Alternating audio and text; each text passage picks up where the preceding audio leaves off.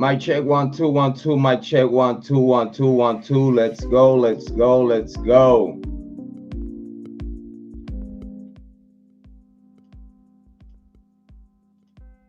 Good morning, everyone. Good morning. Malik the music a little bit there. My check 1 2 1 2. My check 1 2 1 2. Let me know if my sound sounds right. Yeah. Big shout out to everyone watching. It's Jrod on point. And we're going to be live today with the Honorable Speak Van Holden. We're going to be live today with him in this amazing morning. We have the honor to spend time with a good brother from another mother, Mr. Speak Van Holden. And without further ado, Speak, let me know. Give me a thumbs up. Give me a thumbs up when you're ready, brother, back there in the back. Give me a thumbs up when you're ready to bring you up. All right. So, ladies and gentlemen, without further ado and without any other irregular delay, let me introduce to you Mr. Speak Van Holden. What's going on, man? I'm here, but my camera keep knocking me off. You know, I ain't used this in a long time, but I'm here. What's up, brother? How you doing, man? Hey, it's always an honor, and we always glad to have you here in this humble channel, On Point True Crime. We always happy to have you here, man. How you doing today? I'm all right. How about yourself? Hey, man, listen, I cannot fly any higher.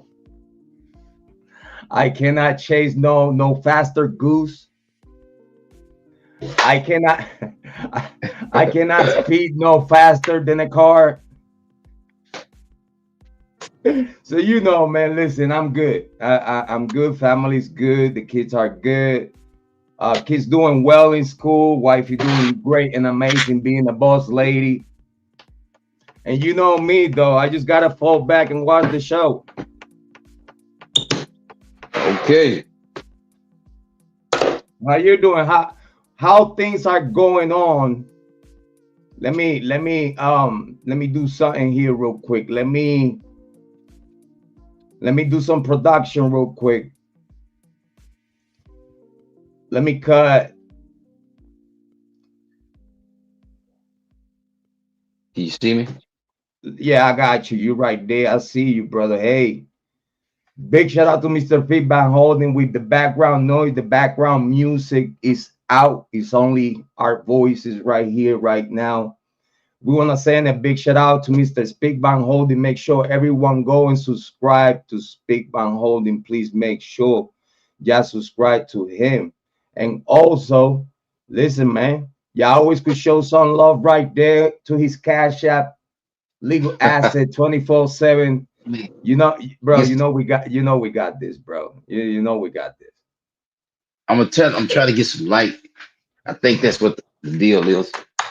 Oh, you're good, man. You look good. We got Tanel Ray in the chat. We got Amy Conway in the chat.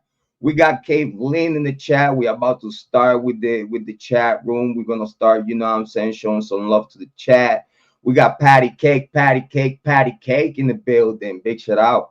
Big shout out to Patty Cake. Thank you for being here. Very so much appreciated. And as always, Amy Conway, Chief Head Hancho on the moderation. Make sure that y'all show some love to her. Make sure y'all show some love to Kate Lynn. And big shout out to everyone that is subscribed.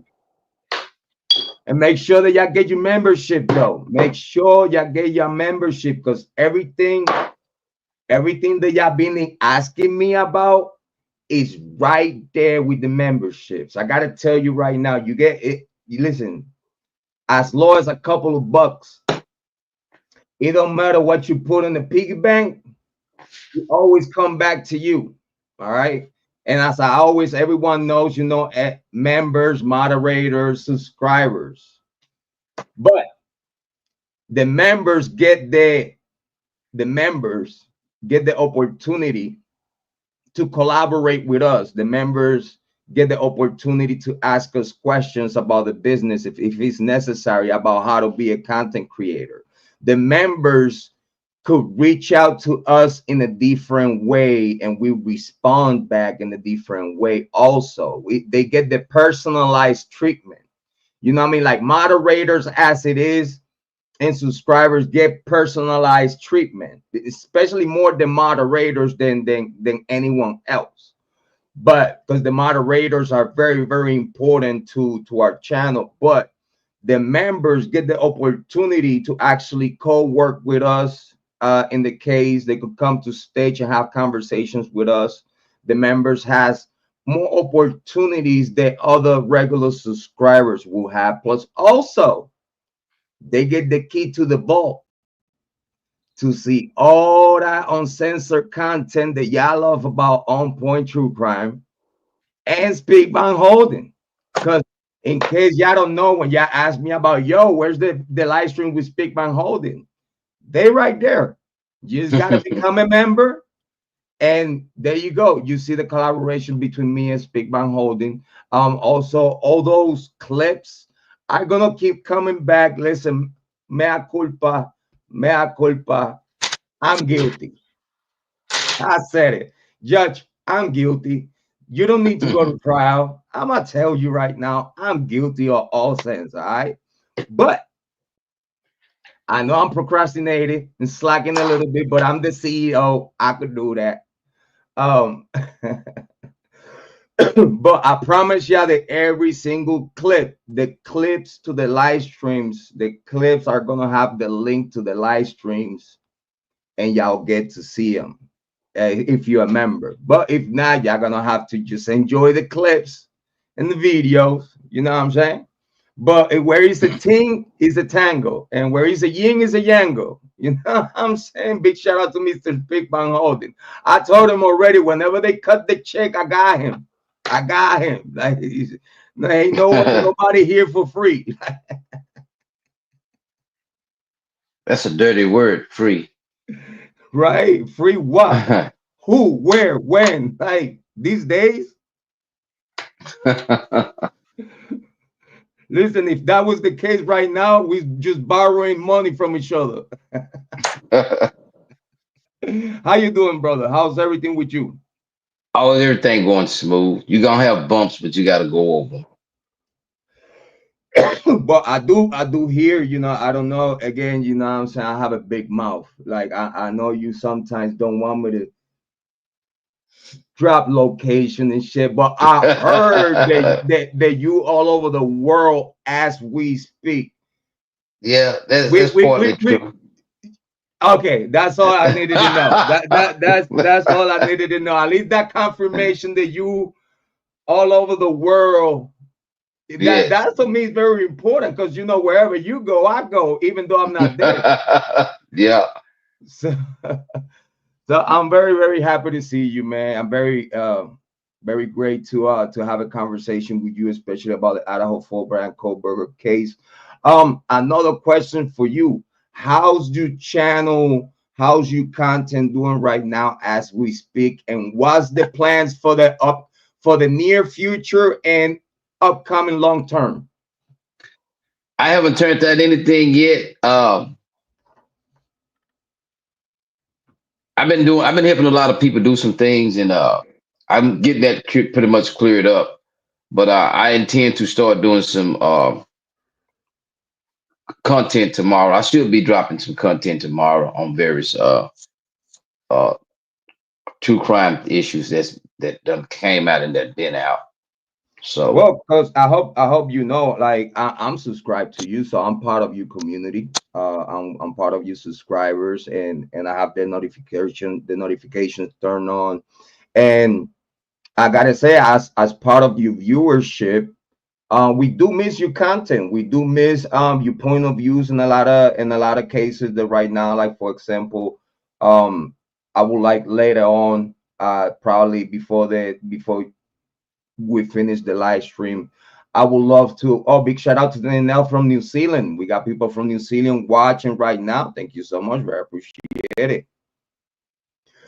Big shout out to Tanel.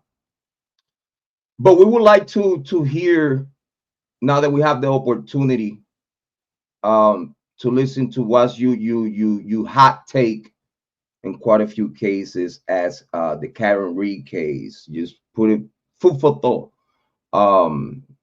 The Luigi Mignoni. I don't know if you have heard the case of Luigi in New York and whatnot. Yeah, I heard I, about it. I also would like to take you back on time, and I would like to you fresh hot take far as the Richard Allen case and Delphi. I would appreciate before we leave, we finish the night. I would appreciate we could have those hot takes put on record. You don't have to give us, that good manja that you're gonna give us in your channel, but if you could throw us with a little breadcrumb for us to listen to your takes, that'll be amazing. That'll be great, very appreciated from the community. Anything that you want to say to the community before we start? Yeah, it's good to be in the midst of y'all. It's good that y'all are tuning in. I'm happy to be here. Hey, we're happy to have you here, man. Listen, let's get to work. Everybody knows over here it might get spicy. So listen, if you're one of those that it gets a butt hurt too easy, skip out this live stream. Watch it whenever you're in the mood. But over here, you might hear what you want to hear, and you might hear what you don't want to hear. So warning, trigger warning for those that are a little too sensitive and don't know how to listen to critical thinking. This might not be the life for you, but I suggest you and advise you to stay watching, click like, subscribe, share the content, and become a member. So tonight, Speak on Holding, now that we have the opportunity to have you here, first and foremost, before you give us your very last stand of the night, far as the case, because I don't want to jump. I want to tease the fuck out of them tonight. Um, I would like to walk with you through this last hearing, the one that I want to look at with you is the one that he talks about, the IGG, because IGG is the most controversial, because is we could all agree, and correct me if I'm wrong, between many holes in the road is this one pothole that is the one that broke, is the one that popped the tire, which is the IGG. Without the IGG work, we wouldn't be here today. So I would like to listen to it, because today's topic is malicious prosecution and false arrest. Special guest Speakman Holding. Due to your experience in court, due to your experience and expertise in court, I just want to fall back, let you listen to what Ann Taylor. You probably already seen this hearing, but I think that when we watching it live, with other people watching us and with us in conference, I think that we could have probably a little more open mind perspective about things. We already Uh-huh. know where you stand far as the guilt side of things, and where I stand far as giving these men the benefit of the doubt and believing that he also innocent because he's just in the way. That's just my grandstand on that. But again, it's like I told people in the very last live stream. Over here, we really don't care about a Bryan Kohberger. We don't. We at least me, myself, and I see Bryan Kohberger just like a hurdle in the way to get to justice for these four victims. He just in the way. For those people, they say, Jrod point, he's a pro burger and this and that. Listen, who gives a fuck about Kohberger? Not me. I care about the inconsistency that I see about his case. And due to that, it aggravates the fuck out of me that we have to be talking about a Bryan Kohberger in court that I know at this day today for what is public information. Forget about what I know. Public information. It seems that it's a lot of holes in the road that it need to be patched to have a smoother surface and then cook this man. I think it's a lot of things that purposely was done and create to delay justice. And if you, I don't know if we could agree, delay of justice apparently is being seen in this case since day one. Can we agree? Well, that's a perspective. That's one perspective. As far as the 911 call taking 7 hours delay of justice, we have Moscow PD Detective Chief Bryan the coroner waiting 15 hours to get inside of the house. That's another delay of justice. Not investigate the obvious suspects. Not listen, people don't get this. At this day today, is no evidence. If it's on the sealed records, all right, cool. I'll give you a hand clap whenever that day come. But at this day today, even before the gag order,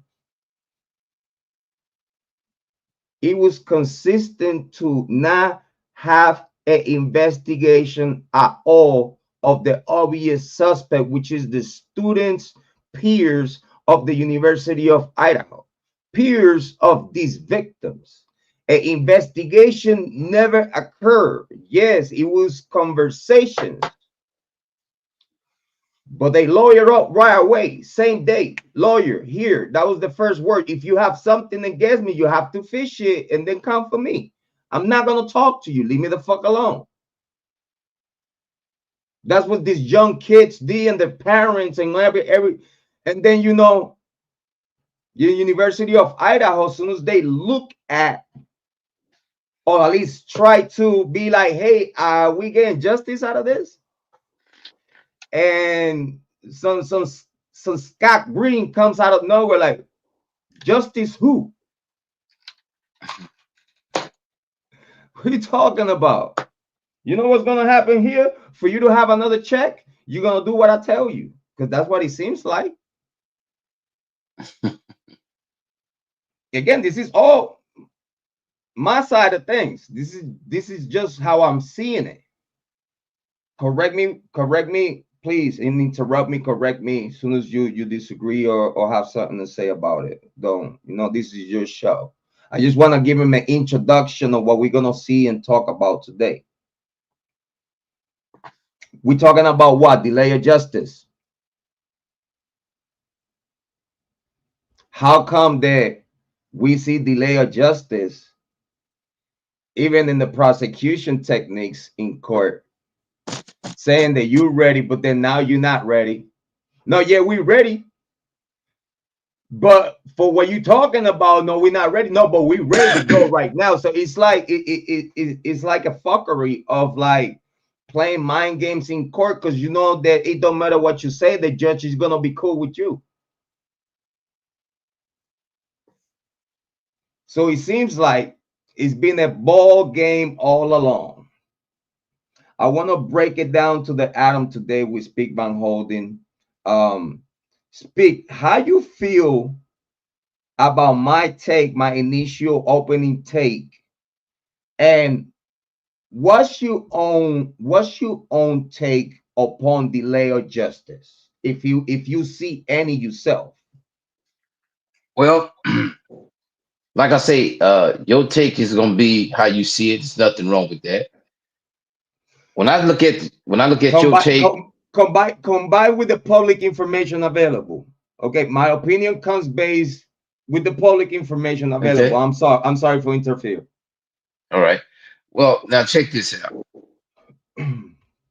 In my opinion, the defense, Kohlberger and his defense team has delayed justice. Okay, So here you have a chance to go to a speedy trial, but you don't do the speedy trial, and you profess to be innocent. Your defense counsel profess you to be innocent. Why not push it forward and go to trial? Okay, I got this. At this point, you have a defendant, which is Bryan Kohberger. He haven't made a statement. He hasn't stated that I didn't do this. He has just remained silent. And we take that silence as meaning not guilty. And regardless of what we seeing play out in the media or with the hearings in the courtroom, we really won't know what evidence that they would use against him to prove or try to prove that he committed the quadruple murders. One thing is for certain, the defense as well as the prosecution has played the trial, the preliminary hearings in private. Now we getting things that we should have got a couple of years ago, like the 911 call. And that call is very damaging because when you listen to the call, listen to the people who making the call and how they describing things, it's as though somebody is telling them to omit saying what they actually see. And I believe that the prosecution and defense has been working hand in hand to steer this case in a private setting and then spring this up on us years later for us to look at it and weigh. But nothing has really changed. Everything is pointing to Mr. Kohberger as the killer, in my opinion. Yeah, no, at this day today, he's the one arrested, and the public opinion and the most popular opinion out there is his guilt, though, which is for me in my world is very interesting to see how people process information, how people take the time to listen to the information provided. And again, I'm talking about the public information that we could all agree and disagree because it's public for the people to listen to. And for me, it's very I always been very curious about humanity, and I think this is part of the process as a content creator, and is analyzing even your own collaborators train of thoughts and the world train of thoughts. And I think that's how we read the room the best, and it's just listening to what other people have to say, even though if they don't have like our same thinking or our same thoughts about it. We just lost Pigman Holding for a second. We're gonna wait for him to come back. Big shout out to Pigman Holding. Having little troubles with the signal, when you flying around the world, sometimes you're gonna be in places that you're gonna lose the signal. But yeah, and again, I wanna make sure that everyone understand that everyone is allowed to have their own opinion about this case. Like, everybody could be very critical of other content creators like myself, and I'm very critical to others and whatnot. You know what I mean? But if you realize when you watch content of content creators, we got Mr. Speakbank Holding right back. Big shout outs. I was just telling the people that when you flying around the world, we need to get you that Elon Musk satellite thingy though. Yeah, we need to get you Starlink or something like that. You know what I'm saying? So whenever you I are was around the trying to world, hit got the the best chat. signal. Big shout out Well, to it's not Elon the Musk. signal. It's not the signal. I was trying to hit the chat because I can just see like Amy Conway, she speaking, but I don't, so I'm not actually, I was No, trying to yeah, hit that chat. everyone is here. They want to listen to what you got to say. Amy Conway is Okay. right there. Tinel, from Europe. We got James Moen. We're gonna get to his content in a little second or whatnot. I appreciate everyone on the chat. Thank you so much. Heather is here. Big shout out to Heather. Big shout out to Kevin. Thank you, everyone that is in the chat. Make sure that whatever you want to ask, whatever you want to talk about, far as this case, any question that you have, listen, I never say this, you know what I'm saying? But if you want to send you questions in super chat, I might consider it reading it for you. You know what I'm saying? I have to do it. YouTube is telling me to do so. This is just my job. Listen, don't hate the messenger, hate the payment. But if you want, it's up to you, and I appreciate. Super chat it, we read it. But if you don't have for the super chat, listen, keep the question, because if you're a moderator, we were reading anyway. That's the advantage of being a moderator, the advantage of being a member. You know what I'm saying? Like.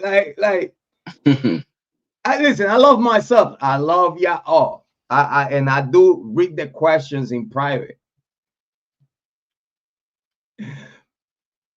If it's a good one, yeah. But you know what I'm saying? It's all about the business. Sorry, not sorry. I'm a full-time content creator. I need to have my time here in YouTube work. Listen, man, what you want to say when I have family and have to run a business? Listen, super chat it. Thank you so much. Or if not, hit the cash app. You know where it's at. So I was telling the people, when you are around the world, you will lose the signal. And then I also was telling them that, in the content creation, you could have content creators like myself that is very critical to other content creators and whatnot and their opinions. But as I'm growing as a content creator, because I'm already a good man. I'm already a good man. It's no problem with that. But as a content creator, as I'm going along, as I'm growing, as I'm paying attention to, as I allowing myself to actually do homework that I don't even want to do. Sometimes you don't even want to listen to certain content creators. You just don't. You just like that they're just gonna say something stupid. So, but then I see here and I'm like, but if you're a real content creator, you have to force yourself to listen to them. Because then how you gonna know that he's stupid? You know what I'm saying? So I'm learning to give myself the opportunity to listen to all content creators, even though if I disagree with them, I do listen though. Because I like to take the beat of the true crime community, and that's a way of reading the room right. But welcome back. Thank you for being here. I know that being on the airplane, is critical. But I want to make sure that we get to work. Let's get to work. How about that, Mr. Speak Van Holden? Let's get to work. Let's present to the people and give it the knowledge that you have, because I want to make sure that everyone understand that we want to appreciate Mr. Speak Van Holden for being here and dedicate us his time. This live stream is for us to learn his train of thought and what he got to say for what he's witnessing within this case. Is very important for us to know his take. Let's listen to this here real quick though. Let's do some work. Let's do some work while I'm taking care of the chat and whatnot. I want to listen. Please make sure that you stop me whenever you want to bring a topic, or whenever you have a point across or whatnot, and vice Okay. versa. All right. All Big shout right. out to Heather Fitzgerald. Thank you for being here. Very appreciate it. We're gonna get to the chat. So, ladies and gentlemen, what we're gonna watch right now, we're gonna watch the IGG side of things. We always have to go back and do homework, because right now as we speak, we all witness a whole bunch of documents that just came out. We all have done our homework on the latest paperwork that has come out after this hearing. this hearing, it was looking into not just bring topics of the IGG controversy, but also in the second session that we probably won't have time for that one. We might leave it for another time, which I think is going to be a great conversation. But now that we know what we know as far as the documents out there, and far as the fresher information after the 911 call, I feel as a content creator and cyber super sleuth, it's very important for us to go back and now listen again to what was said in this hearing, because with whatever was done here, that's the reason why all this paperwork is coming out. So let's pay attention and listen. Again, we're going to get to the chat. Big shout out to Heather Fitzgerald. Big shout out to Amy Conway. Big shout out to Tanel. Big shout out to James. Big shout out to, let me see. I don't want to miss no one. Yeah, no, that's what we got right now. Big shout outs to Kate Lynn, and everyone else. Anything else that you want to get into before we start? No, go ahead. All right, my brother. So without further ado, let's listen to Hello, Ada Amy. County, Mr. Judge Hippler running the show. We are now going to hear argument from the parties on the Frank's motions filed by the defense. That will include the Frank's hearing that was held on the IGG issue, as well as the defense's proffer as to the rest of the Frank's issues as to why the court should hold a hearing on those matters, or hold an evidentiary hearing on those matters. Am I missing something we talked about? Your Honor, I may have missed it, but I thought we were offering argument on suppression IGG.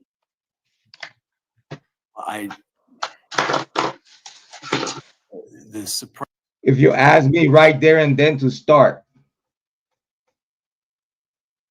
and Taylor have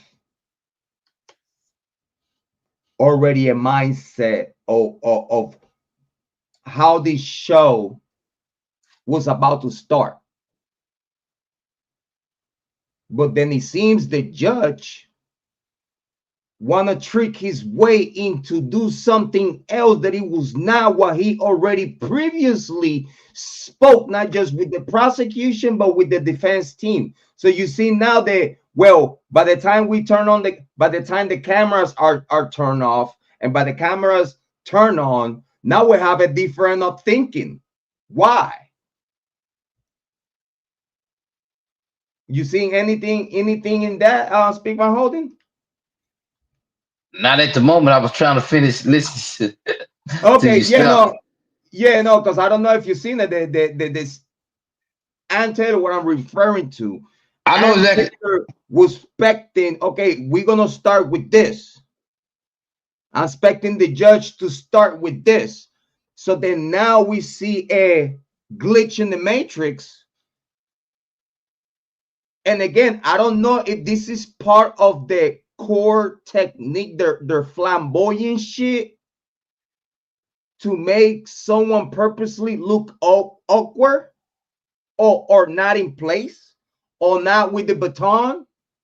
You know what I'm saying? Because these judges that are that good, these judges that already mentally, if they want to, they could trick the lawyers if they actually in cahoot, if that was the case. I see the possibility of that, but then it gave me a red flag because he's like, damn, dog. So you spoke with Ann Taylor in the prosecution. Okay, we're going to start with this. And then as soon as the cameras turn on, now you have a great idea to do something else. And I think that right there, that now puts Ann Taylor in a position that now you making me bitch about something already. You feel that? Yeah. Suppression, IGG, we can also evidentiary hearing on those matters. Am I missing something we talked about? Your Honor, I may have missed it, but I thought we were offering argument on suppression IGG. Well, the suppression IGG, we can also argue that. I think it's wrapped up in the same issue. I thought we were going to Frank's next. I did not. You see what I'm trying to tell you? Yeah, I understand. You basically saying even before the hearing start, prosecution and the judge already discussed we're gonna do the suppression. We're gonna let you argue suppression. So when it start, the judge is trying to bypass the suppression. Thank you again, because this is what we need. I wanna have you have your expose about it. You know what I mean? I want to know if you've seen what I'm seeing. You know, steel sharp steel. You know, so I just wanted to see if we are like in the same train of thought. It's like in the preparation of before we turn the cameras on. Again, y'all professionals, right? So how come that you the judge, you the judge lay everything out before the cameras turn on, but then right after the cameras turn on, then now you have a whole different thing going on, which if you ask me, that makes the defense team look awkward, like that. At least to me, it gives me the vibe that now the judge is playing mind games, because it didn't took too long from where the camera was shut off and you judge told us exactly what we about to do. And then now the cameras are turned on, and I'm looking at my team like, are you seeing this shit? That gave me a bad vibe right away when I was seeing this live. Right away, I caught it in the air. I was like, why? Anything that you want to add to that? Yes, I caught it. It's basically when this hearing began, prior to it beginning, they had a conversation and they said, okay, you can argue the IGG suppression.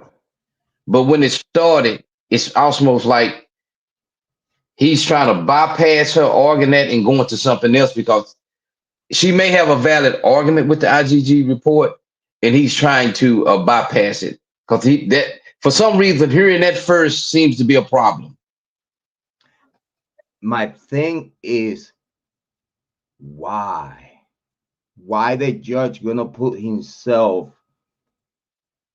in that? Because again, if you ask me, the judge needs to look at as a referee, as an unbiased referee, that is the administrator, that he's the one, that he's the manager and administrator of making sure that he overseeing both sides and make sure that both sides are coming correct, right? Yes, but we know in theory, that's a theory, but in fact, that never occurs. I totally agree with you in that, though. I appreciate. I apologize. No preference over here, Your Honor. Well, do you want to argue suppression on IGG and then we can do the Franks? That's fine. She even apologized for it.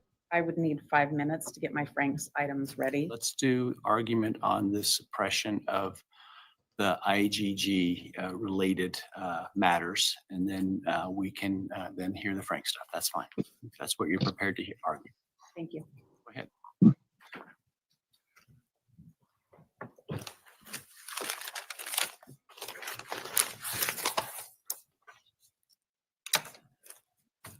Your Honor, our position is that the court should suppress the IGG identification and everything that flows from that. This is supported by Fourth Amendment of the United States Constitution, due process, Article 1, Section 17 of the Idaho Constitution. Your Honor, there was no warrant for several phases of the search that led to the IGG work, investigative genetic genealogy. And we think every single one of those stages, a warrant was required. None was given, and so this must be suppressed. What's those stages, Mr. Speakman Holding? That Well, you at know this of, point, that you know of, for example, all the way from chain of custody, all the way from step one, recovering the sheath, all the way to processing and do what they do with it, that you know of. Do these warrants, like for every single process through the whole investigation and whole process of the sheath and DNA or whatnot, is it warrant for each purpose and it has to be a reason behind it? We Oh, a affidavit, a sworn affidavit. well, let's back up. When she's saying at each phase, let's enumerate it. First of all, if you go to a crime scene and you find blood or DNA, you don't need a warrant for that. You don't need a warrant because at this point, what's left here is blood or with any type of DNA. You don't need a warrant for that because But at what that about the time, process? The process all the way from A, which is the recovery of the sheet and the crime scene, which again, I do know that they don't need a warrant because again, this is DNA find or placed in the crime scene. Um, my emphasis is all the way far as the investigational process and protocols to it, all the way from where they recovered the night shift to then now okay, do what they do for all the different stages all the way to what we at today. Like I got you. what's So the warrants what's the warrants that she's talking about? well, that's kind of she's being kind of vague, and I'm gonna tell you why. She really has no legs to stand on. She's basing her argument on due process and the Fourth Amendment, but she has failed to cite any Idaho Supreme Court or appealing court cases or U.S. Supreme Court cases that defines those rights. At this point, she's just citing a general constitutional right dealing with those because she don't have an argument because at every stage that they took, they did not need a search warrant. She can't even enumerate this. This is why she's saying at every stage that she can't enumerate it. It's a hollow argument. They For didn't example, need it. for example, of course they don't have to like to swap and all that stuff, but let's say for after they run it that they ran it to produce and they didn't found nothing, and then now they take the decision to send it to Texas to do the work that they gonna do over there. Do they need some kind of permission or whatnot from the court to send it to Texas No, to get work? no, no, because it's not the court's case, it's the prosecutor's case. And the judge is merely a referee that's supposed to be an unbiased fact finder. Okay. Now we know that it in reality that doesn't happen. But what you got to understand, if you go to a scene, you find a cell phone or you find a knife, okay, they take it and investigate it. During this investigation, they don't need a warrant. Okay. If you go to a crime scene and you leave your cell phone, they can take that cell phone without a search warrant and get into it, run it up into some because at the point they don't know who it belonged to or what it is. At this point, the cell phone owner per se is not a suspect. They just working up the evidence that's there. And my question to you, far as that you know of, um, when the FBI inquired these DNA, the apparently for the what the conversation is out there, it was not. It seems that it was nothing there for what the Texas laboratory. They said that they didn't have enough to do the work on, right? Yeah. So then after if a laboratory tells the FBI tells, let's say, Moscow PD in this case, because FBI is in the same room with Moscow PD taking the decisions. This is confirmed already in court. The FBI and Moscow PD were in the same room taking decisions at all time. So I would like to say the FBI was literally running the show while Moscow PD was the pawns. So when Moscow PD get the information that we don't have enough DNA, or we don't have DNA at all to process in our laboratory with the technology that we have. But the FBI reply, give it to us, right? Uh-huh. For the FBI to do whatever they were about to do with that, with that night shift, because at this moment it's just a night shift. It's not DNA far as what Texas is saying. So when they give the sheet, because again, for what we heard in the paperwork, it was just a cut and swap that it was given to at some point of the investigation. You know what I mean? I don't know if it was Uh-huh. a cut and swap what they sent to Texas, and they didn't have enough in the cut and swap to process. But then now the FBI said, give it to us. For the FBI do what they did far as wrong IGG work using and going against their own procedures, going against their own regulations, and utilize these sites that they know that is okay. Legally is no case law against this, but they know they're going through the back door to do what they did. Do they need a warrant for that? To get information from someone they think? Because at this moment, by the time the FBI gets that DNA, okay, apparently they already have a name. Because just think about it, bro.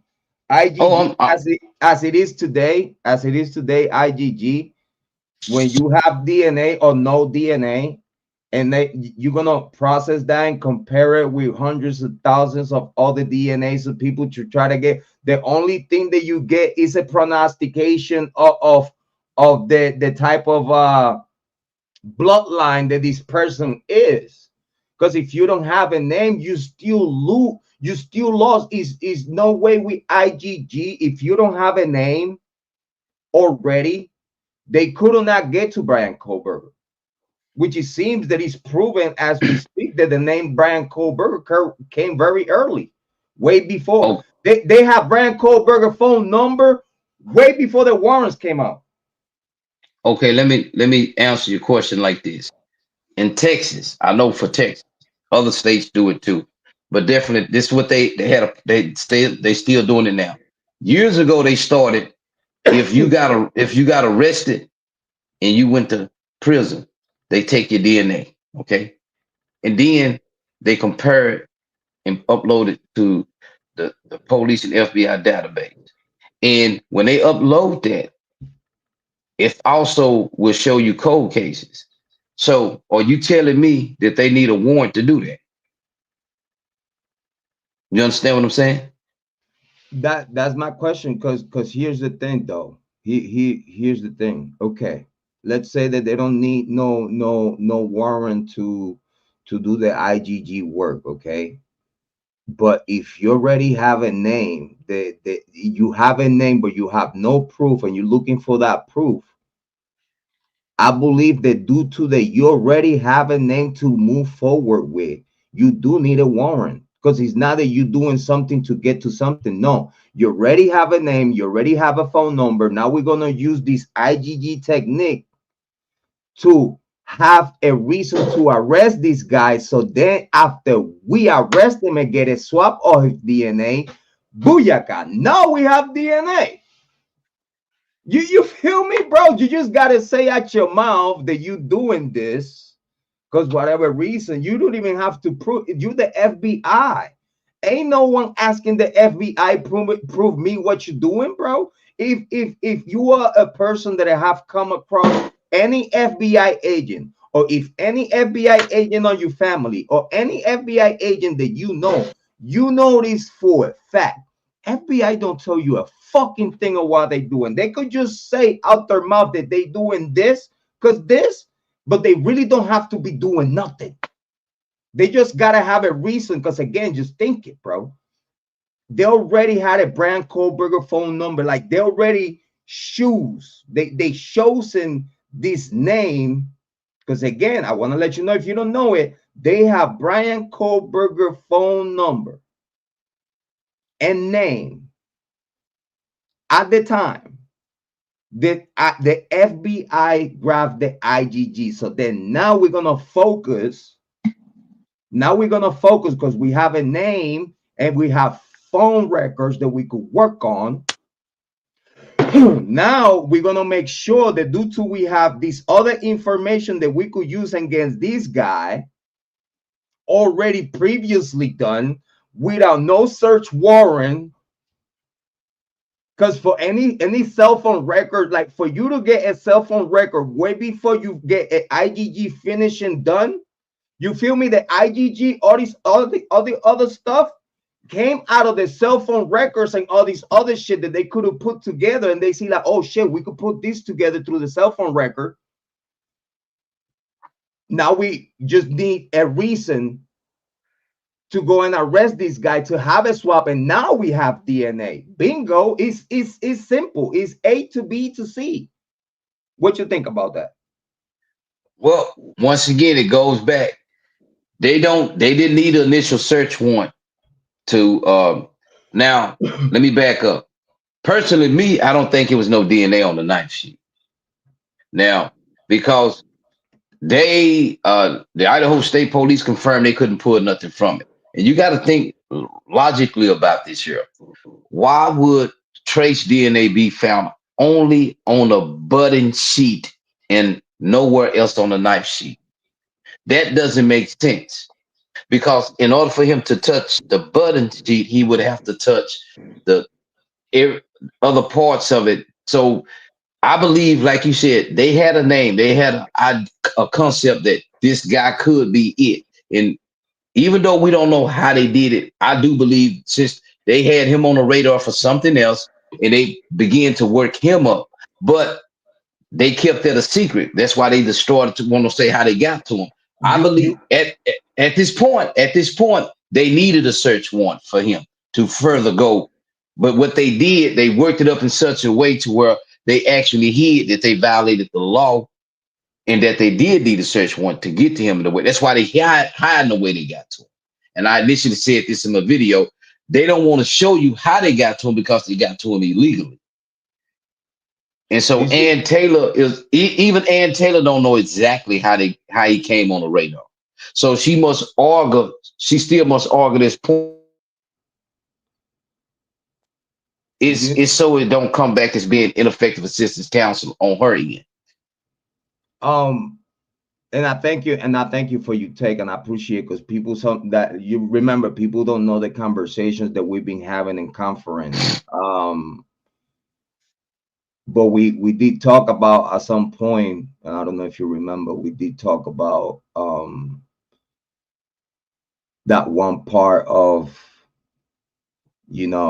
having Kohberger's already in the radar before he even got to live in Pullman, just for the times that he visit to settle. The cops were already looking at him weird just because he was someone from somewhere else, just for that. They even mentioned Bryan Kohberger on a case while he's not even in Pullman yet, bro. They said that 4 months before the killings, Bryan Kohberger was already circulating the area, trying to say that he was stalking the victims, while Bill Thompson said it's a fact, he never stalked no one. So in my opinion, the cell phone data, and you try to say that Bryan Kohberger was hawking the area, it goes out the window. Your take. Well, now I don't know if they was on him at that point. It is my opinion that one of his sisters tipped the FBI off that this could be the guy. They have a realistic belief that he is the killer. perhaps because he have fantasized about this. That is the only rational reason I can see why they horned in on him and they didn't get a search warrant, because they say, hey, uh, this tip come from a sister, and they know Bryan Kohberger as well as anybody. You got your siblings. You're sitting up talking about how if you was going to do the perfect crime, how you would do it. And I do believe one of the sisters say, hey, this is what he said he wanted to do, and I believe y'all should look at my brother. That is my You, take on that. And this is why the family has never supported him from the time that he was arrested. They wouldn't even look his way in court. They wouldn't you go know, visit him in remember, jail. remember they don't have they don't have a GoFundMe like the Gun Calvis and stuff, bro. Okay, They're okay. not asking people for money for them to, you know what I'm saying? They in Pennsylvania right now as we speak, bro. You feel me? They have their own shit to do, bro. Like, you feel me? Like, just think about it, bro. Listen, I'm gonna tell you like this. You old school like me, bro. Like, you never heard your grandma saying, you know, if you get pinched, I ain't coming to see you. You know, it don't Yeah, matter yeah. if you're guilty or not guilty. We don't. But if you ever get arrested, you know I'm not coming to see you in jail. Have you ever heard that before? Yes, I done experienced it. And I think that's some of the weakest bullshit you're gonna ever tell somebody. Because let me tell you why. Because innocent people get locked up in charge. And if that same person, the mother and father, take their position, what happens if they get locked up in charge? Would they want that to happen to them till I ain't coming to see you? No. So we got to just look at it for what it is. If you love your son and you believe your son is innocent, you would come see him. You would try to understand the situation. But in this case, they know that he is the killer. But you know what? I totally disagree with that. But I agree on one thing, though. I agree on one thing. There is on court records that the state is using one of the Kohlbergers as a state witness. So I believe that if any one of them is gonna be a state witness, far as whatever she thought, or you know what I mean, because whatever in the way he was, you see, in that side of things, I agree with you that I believe that probably one of the sisters was hating on him. One of the sisters don't like him. One of the sisters know if I get him out the way, it's gonna be more money for us. Um, and I believe there is that weird low class actress from a low budget movie that he was acting. She was like in one of those movies, like some students got slaughtered too. What a coincidence, you know what I'm saying? In this case, if you ask me, she's living her fantasy of blaming her brother of something like that. If you ask me, you know what I'm saying? I know psycho sisters when I just hear what they do. I know a psycho sister, bro. Don't forget I got sisters, bro. I know a psycho sister when don't like their brother, they'll say and think whatever the fuck they want, their fucking cuckoo ass mind want to say and think, especially if you don't like your brother. You know what I'm saying? Yeah. Probably you want to get at your brother in some kind of way. So then, soon as that shit happened in Idaho, oh shit, he got a white Helantra. I could fuck with him like this. Fuck it, I'm gonna call Moscow PD. Hey, listen, I think my brother has a white Helantra. You should look into him because he might be crazy. And this is a family member telling Moscow PD, bro. You know what I'm saying? And then now, and they already and think about it. If she at some point after the killing did that, Moscow PD and Pullman said, bingo, because we already have him on his radar because he's an outsider. We blame outsiders of anything the locals do. Easy breezy, cover boy, Bryan Kohberger. And that Bryan Kohberger, bro, if you ask me, that was after Brett Kopaka got killed by them too. Try to use Brett Kopaka too, and I keep bringing Kopaka because Kopaka deserves justice, bro. That's why I keep bringing Kopaka to the conversation because he deserves justice, bro. He was supposed to be the first Bryan Kohberger,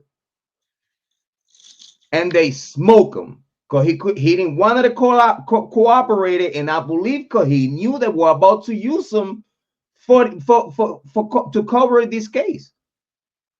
Some way, somehow, his military training told him, listen, why Moscow PD is here for this type of call? For what they say that they hear. Why the fuck Moscow PD is here? Why Chief Fry's out there? You think I'm stupid?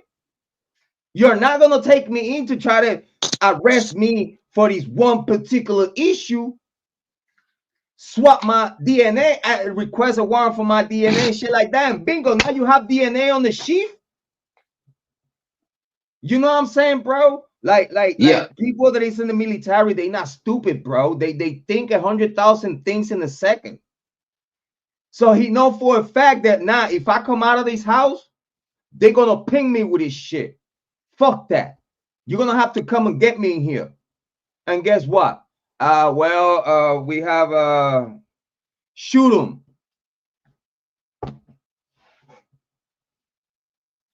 Okay, now let's look at it. Because if we cannot use him, he might know something. Again, he probably listen. It's a lot of recordings and shit that they didn't show, that they didn't brought out to the public. But is this one thing that it bothers me when someone from within the insiders of this case tell me the reason why they kill him, because they were actually talking about, you're not gonna take me for this. You're not gonna arrest me to ping me on the Idaho 4 shit. You're gonna use me. You're gonna arrest me saying that I was about to do the same thing that I did to these people. You're gonna make it look like that I was about to do to these coincidence 4 young students that I had kidnapped at the house, at the apartment, which it was nobody inside of the apartment. They didn't have to shoot them. It was no one inside of the apartment. You could, as all the cops do, you could ambush in with flashbangs. If you getting shot at, then you shoot. That's what we're supposed to be. Now you send a fucking sniper from far the fuck away, acting like what? Why you have to hit him with a rifle through the window when there's no one inside the house? You have a SWAT team right in front of the house. Y'all could all just bum rush the fucking door and get these men dead or alive. But the ones at the fucking door was supposed to kill him. If that was the case, the cops are fucking stupid. Now let me say this here. You look at the situation. Even if when you're talking about what you got Kopaka, well, I don't see why he would be irrationally afraid of having his pinned on him, because guess what? Your cell phone will show your location. They wouldn't find your DNA there. But as I previously stated, from my standpoint, there's only one logical reason why the FBI got involved. Is because I believe one of the sisters reached out to the FBI and say, listen, my brother talked about doing this very same thing, and I believe he done acted out. And so they began to look at him. And even though that you said you have these mothers and fathers say if you ever get arrested, they won't come see him. But ask yourself this here. People say that when they say that under the impression that you will be guilty and that you have did what you did. So when they initially arrested him, they don't know if he did it or not.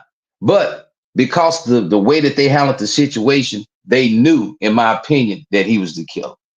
And when you look at the fact that he bought a kebab knife months before, he bought a ski knife also months before, and everything is, no matter how we argue about how they got to him, we won't know until trial actually starts, because they actually are hiding away. And I believe the reason why they hide it is because this tip comes from the family, one of the family members. So they have to work it up a different way. This is why it doesn't make sense as to why they saying they destroyed how they got to him. No, somebody from their family put the FBI on him. And that's That's the only logical reason why the family is acting the way that they are acting. They can't go down there and say, son, we believe you. So even Bryan Kohberger know this here. He won't even look their way. Can you explain to me why your son is facing the possibility of the death penalty and you won't go see him to inquire about his innocence or his guilt and look him in the face? No, this is because you know in their heart they believe it was him. And regardless, based on, I'm not saying it's evidence, based on the assertion, he bought on Amazon, he bought a knife, he bought a ski mask. Hey, everything, his alibi doesn't check out. We just got to look at the rationale. You got an alibi that you was stargazing, don't make sense. It's not adding up. And a logical mind would be led to conclude that if this man did not profess his innocence, stand up and speak for himself, and has remained silent, refused to plead, only a rational mind can conclude that he is the killer. Regardless of how, go ahead. Go ahead, brother. Regardless of what's playing out in court, what a lot of people got to understand, when you see these hearings, you can't put too much in these hearings because most of them was held in private. We were private to a lot of things. We get just bits and pieces. And when they do this here, there is something seriously wrong with the defense and the prosecution, because under no set of circumstances should Ann Taylor ever agree to have hearings in private. And another thing, she's trying to have the 911 cell phone excluded. Why? Because who and Taylor's not trying to have that excluded. No, yes, she was. Yes, she was. That's convenient for her. That she's not trying to get that. She said it should be excluded. If all you have to do is ask your viewers will tell you the same thing. She has tried to argue that 911 call should not be admitted so the jury could hear it. Hold on, we got Heather Fitzgerald. We got Heather Fitzgerald in the chat right now. Hold on, give me a second. We got Heather in the chat. Heather, have you heard that Ann Taylor tried to get the 911 call out of the case, when, if you ask me, that 911 call is the most telling? Okay, but let her answer the question. Bryan Kohberger. Let her answer the question. I'm waiting for her. If Heather's still here. Yes, she was trying to get it not to be admitted so the jury can hear it. She said it's irrelevant. It's relevant to her cause. Because right there, bro. Well, I'm just telling you. That one guy, listen, bro. Use you. Listen, now I'm going to tell you how you tell me. Use your common sense. I'm just telling you what she tried to do. It's not if the operator is telling a guy, are they breathing or is she breathing? And the guy, for him to say that she's not breathing, actually is looking at the mess that is in front of him and not reporting it. What are going to tell the jury? What are going to tell the jury? Yeah, these youngins were hiding something. But you misunderstand. I'm just telling you what she tried to argue to keep out. Now the question is, this can be proven that she tried to argue to keep it out. The question is why. Yeah. Now they say fake news. That's fake news, bro. That's actually very beneficiary to her case. Well, now they saying it's fake news. This is what she was arguing to keep out. All right, so let's not whether we're talking about Ann Taylor, let's listen to her. Go ahead. Great show, brother. I appreciate you, man. Your Honor, I'd like to identify the 3 stages, and they are when Idaho State Police Forensics Lab, through Moscow Police Department, moved a DNA sample to Othram Laboratories to develop a profile to run through genetic genealogy investigations. There was no warrant for that search for a SNP profile that could be used to attempt to identify somebody. The next stage would be. So that stage needed a warrant. No, it didn't. She's arguing that it did, because let me tell you why. At this point, in order for you to need a warrant, you need a name, you need a suspect. At the time, they don't know what this is, so they're they gonna have work it it. up. They have Bryan Kohberger phone number on record already. They're already But doing we stuff. that's not Bro, that's we're not. talking But about hold on, hold on. but hold on. What she's talking about right now is at the moment they doing the IGG. They already have a name. This is what she's trying to tell you without Okay, telling you, because it's but a gag order. Remember, everything they saying right now is things behind what they saying that you have to read up on. You have to read between the no, lines for her to but say that it needed a warrant. Obviously, to need a warrant, you need to have a name first. okay, let me say this here. See, this is not how courtrooms work. See, you don't get up here and argue and say, read, put it on. You don't do that. You either state it or you don't. And this is what I'm telling you, what the real problem is with this case. This is a public trial. Ain't nothing that they saying should be hidden from the public. The only way you do a problem, even the appeals court was tell you this here. You don't go in and say they had a name. If they had a name, she should be saying that. You cannot say it no other way. Otherwise, It's a gag order, bro. Like the things that you can't talking about right now is only giving the court an assessment that she could give on live. You feel me? This is right here. This is theatrics of what they already spoke about for 45 minutes before they even turn on the cameras now. I don't know if you know that. Stop. They spoke for 45 minutes as all the seal shit and stuff like that. So by the time they come in and speak in public, they could only say what they could say without telling you the reasons for it. Because then now if she tells you, well, not if she say anything while live that is inside of the gag order, then now she lose her case. So I just want you to take up on consideration the reasoning what she's saying, that is actually already confirmed through paperwork, that they already have Bryan Kohberger name by the time the FBI started the IGG. That was okay. If that's the reference to him. If that's the case, then if it's already been said in paperwork, then saying it in court don't make a difference. See, that don't make sense. So no, because the paperwork came out after the hearing, bro. It was not. Okay. It was not allowed to come out by the judge until now. Okay, this is what I'm trying to tell you once again. If it's allowed to come out now and not before, there was never any reason. So when you have a case where you argued in public and half in private, it's a problem. Bottom line is, if she's saying they had a name, they needed a search warrant at that point. That's what I said initially. If they had a name, that's when they needed the search warrant. Yeah, because it seems hold up. But I'm in doubt. I am in doubt as to if they had a name, because she never cited any case law. She just cited the Fourth Amendment and due process, which is the 14th Amendment.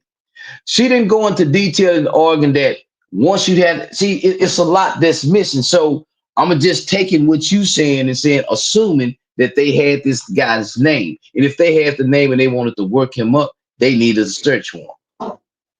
Okay, and this is why it's so important that you're here tonight, because this is very important what you're saying right now, because people is fully aware that you represent not just yourself, but you represent other people in court, and you actually have won all your cases. So I want to let people know that for those that don't know, when you speak and give us your take, is relevant. And I thank you for being here with us tonight. So yeah, let's listen to Ann Taylor, because again, I want to give people the perspective that what they saying in court while they live is not the bottom line, because a lot of people misunderstand that just because they seeing what they seeing in court right now, what is live is the bottom line, is the facts and truth. the facts and truth are within the gag order. Then now they're coming out little by little as the judge sees fit to let those details to come out. You know what I mean? That's why I wanted to let people know that they pay attention, read between the lines while you're hearing these hearings, because Ann Taylor could only say what she could say. So whatever you hearing is the rebuttal of what's hidden behind those words. So it's very important for people to listen and read between the lines for them to have a good assessment, because whatever is being said while live is not bottom line. It's only a verbiages of what is hidden in the gag order. Because people say like, oh yeah, well, Ann Taylor's not doing her job and this and this and that. Well, Ann Taylor cannot do her job how she wants to. She cannot say the things that she gotta say while she's live. So that's why people give Ann Taylor a lot of flack of shit. I still give her the benefit of the doubt. But if you're a lawyer, then for you to represent you defending, you have to literally bite your tongue to represent these persons, because you while the world is watching, you cannot tell the world, listen, this is bottom line what's going on right now. So we could be like, oh shit. Okay, but let me say this here. When Ann Taylor took the case and they paid her this over $1 million, she was already on the tape. See, that's the only way you're gonna make that type of money as a public defender. That's unheard of. And so of course you're gonna want something in private than in public. Like I say, she's working hand in hand with the state to convict him. I look, dude, I have over 30 years of civil and criminal law knowledge, period. And I know for a fact, no defense attorney that's actually working for their defendant would have agreed to any private hearings, because this man has the right to a public trial. And this man haven't had a public trial. And at this point, the way the judges them conducting everything, all this shit is a joke, man. But you heard it's very important for us to hear you take on the you think that Ann Taylor is working with the prosecution to frame or cook Bryan Kohberger. I disagree with that, but I also want you to take up on consideration that in the very beginning of this case was said very clearly, and it came out right after it, that the court and then prosecution advise Ann Taylor and Kohberger to keep everything on a hush hush, and then as a sign of cooperation towards the court and the whole process, they agree upon those terms. Then when they want to actually make it all public, now they can, because they already said no, let's gag order it. So it's like it's so many things that if you, this is why it said malicious prosecution and false arrest. When malicious prosecute, they trick you. You know in the ways prosecution tricks you. You have spoke to me many times in the way the prosecution and the court in cahoot with the court. This is why I love the conversation with you, because you more than anyone know the dirty tricks that the judge and the prosecution do while they working together. You have brought cases to me about it, so I love this. You could see that when the court and the prosecution advise the defense team, hey, let's keep it on the hush hush for all the parties and whatnot, and this and this and that, and then again, what you seen from Kohberger's side of thing is nothing but cooperation towards the system. I don't know if you see how I see it, but again, things that I would have done myself, like skip the extradition hearing. I would not do that. Like, listen, if you say you got me, you better drag your ass and whatever you say you got, and you come here to Pennsylvania, and you better fight your case here. And if you got me, you got me. Then I go. But I would never skip a extradition hearing, and he did. Hold Listen, up. it go ahead. I think if I'm saying a name right, Taneely Riley was asking a question: did I trust uh Brett Payne and Balance in the FBI? No, I don't trust them. They have no credibility. I I was think, answering. yeah, I was answering. Yeah. I think that question was 100% answered because again, you know me, bro. I try to give law enforcement the benefit of the doubt, but I have had so many bad police contact, and I also know and fully aware of how dirty they work for. Like, if they have a reason to fuck with you, they'll fuck with you. It don't matter if it's illegal, they'll fuck with you. You know what I'm saying? And I feel that FBI, I mean, at least the bad apples of the FBI and law enforcement, you know, it has to be some kind of supervision. It has to be some kind of supervision from the Department of Justice, a higher level, to make sure that the FBI or any other officers not going through all this corruption shit. Like someone has to, I don't know if they have to hire a supervisor for every prison, for every prison, like district, or they have to hire a DOJ supervisor on every FBI office or whatnot. But they have to do something.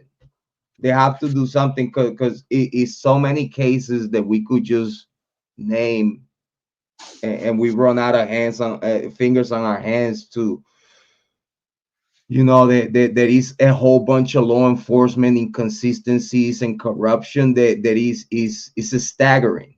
You know what I mean? But yeah, anything that you wanna tell the chat before we continue? Oh yeah. And like I said initially, uh, when you have a case like this, you can never ever agree to have. See, the reason why Ann Taylor agreed to some of these hearings to be in private is to cover up the fact that the FBI and Moscow PD used certain websites and techniques that violated people rights that they can bring suits against. So they did this year. Ann Taylor helped covering up exactly the extent that they use these DNA snippets in these DNA data banks that they wasn't supposed to use. So when they did that, they violated a lot of people's rights because a lot of people were searched as well and didn't even know it. And there was no probable cause for it. And I want people, and I want a lot of people, like the new ones on the chat. I want people to understand, like, we have mad love and appreciation for Speak Bank Holding. So we really do appreciate him being here with us today, and for everything that he does, not just for us, for the true crime community, because he actually is he's a ground trooper. He's actually going around the world helping people that it needs his help. So I want to make sure that everyone understand that we here, we love and appreciate and respect Mr. Speakman Holding, even though we giving the brotherhood tough love here. You know what I'm saying? And I got you gonna finish that video? Yeah, yeah. I was All just right. waiting. Yeah. When that was transferred to the FBI for their forensic investigative genetic genealogy Right there. work to I think genetic that right there. genealogy. I think we have spoke so much about this one part right here. And we think every single one of those stages, a warrant was required, none was given, and so this must be suppressed. Your Honor, I'd like to identify the 3 stages, and they are when Idaho State Police Forensics Lab, through Moscow Police Department, moved a DNA sample to Othram Laboratories to develop a profile to run through genetic genealogy investigations. There was no warrant for that search for a SNP profile that could be used to attempt to identify somebody. The next stage would be when that was transferred to the FBI for their forensic investigative genetic genealogy work to try to identify somebody. No warrant was in place for that work either. Finally, there was a trash pool in Pennsylvania, and there was no warrant for that trash pool either. All 3 of those stages of this case, there should have.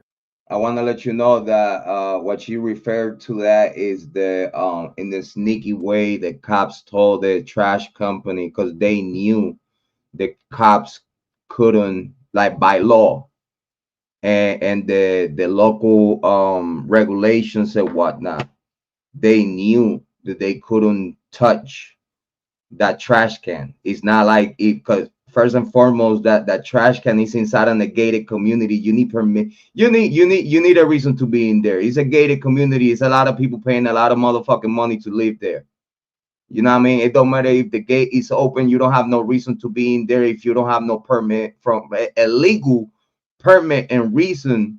We have proper probable cause to be there. Civilians doing watching people and shit like that, and recovering, doing an investigation. Like, you needed fully warrants to be in there, and the cops knew that. How they knew that? Because they told the trash company to use legal loopholes.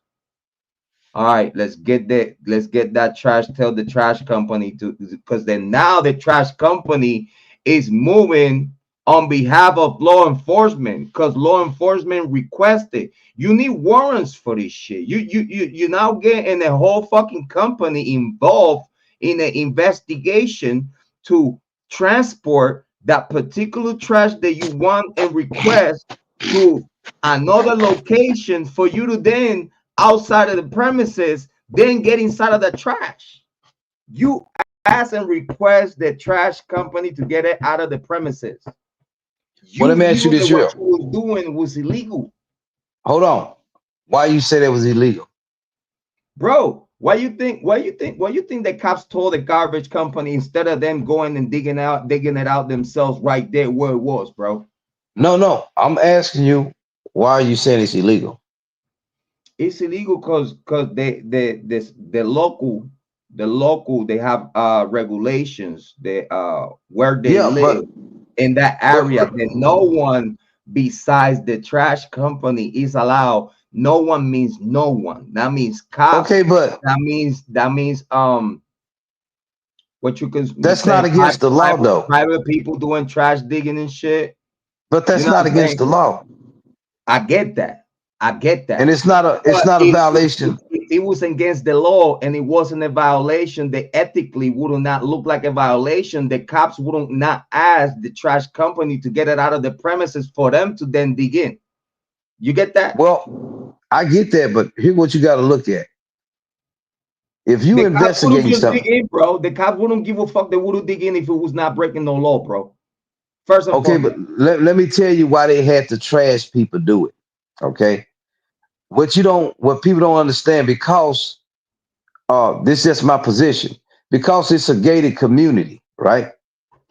And the people that's there, they they have a reasonable expectation to privacy. I said from the beginning, they didn't go get nothing out the trash can. I said if they did, the trash wasn't put out, because you can throw something in your trash can. If it's on your property, it's not the public domain. Okay, it's like if you got a trash can, but it's on your property. If you don't put it out for the trash man is not supposed to touch it. You understand? I'm listening. Okay, so my question is, was the trash can out where the trash man normally pick it up to dump it, or was it on the property that needed to be brought out, or did the trash man go up onto the property and take the trash when it wasn't set out to be trash? No, it seems like it was not. It seems, for what again, the public information, that it was not even trash day, and they requested the trash company to pick that particular trash can that it was out. But you Okay, see, that's some things that they say. But to me, if you ask me, in my personal opinion, they waited for trash day. You know what I'm saying? Because I don't think the cops gonna be that malicious or stupid to do that, and then people found out that they literally, requested the trash company to do a quick run. You know what I'm saying? I don't think that would have happened. I believe that they waited for trash day, and then they followed the trash company, or something. That's what I want to think, though, because when the trash company picked those containers, and the containers that it seemed that they are is not just bags put on the side. It is those containers that the truck, the machine got those claws that grab the thing and put it in there. So Okay, I know what you're talking about. if it's that, it's gone. As soon as that thing grab that trash and put it inside of the truck, it's a wrap. Now you have to fish for DNA that you don't even know if that's the particular trash of these people, because he's piled up with everything else. So it might be that they literally requested, just because the trash can was out, and let's say trash day was about to be around that time. I believe the cops could not allow that trash to get inside of the truck, the dump truck, because then now it would be mixed with. Big shout out to Rock Shock. Thank you, Rock Shock, for being here. I believe that the cops couldn't allow the dump truck to pick up the trash and dump it and mix it with the rest of the other trash. That's the only other way that it makes sense that the cop requested a special pickup just for this one particular trash.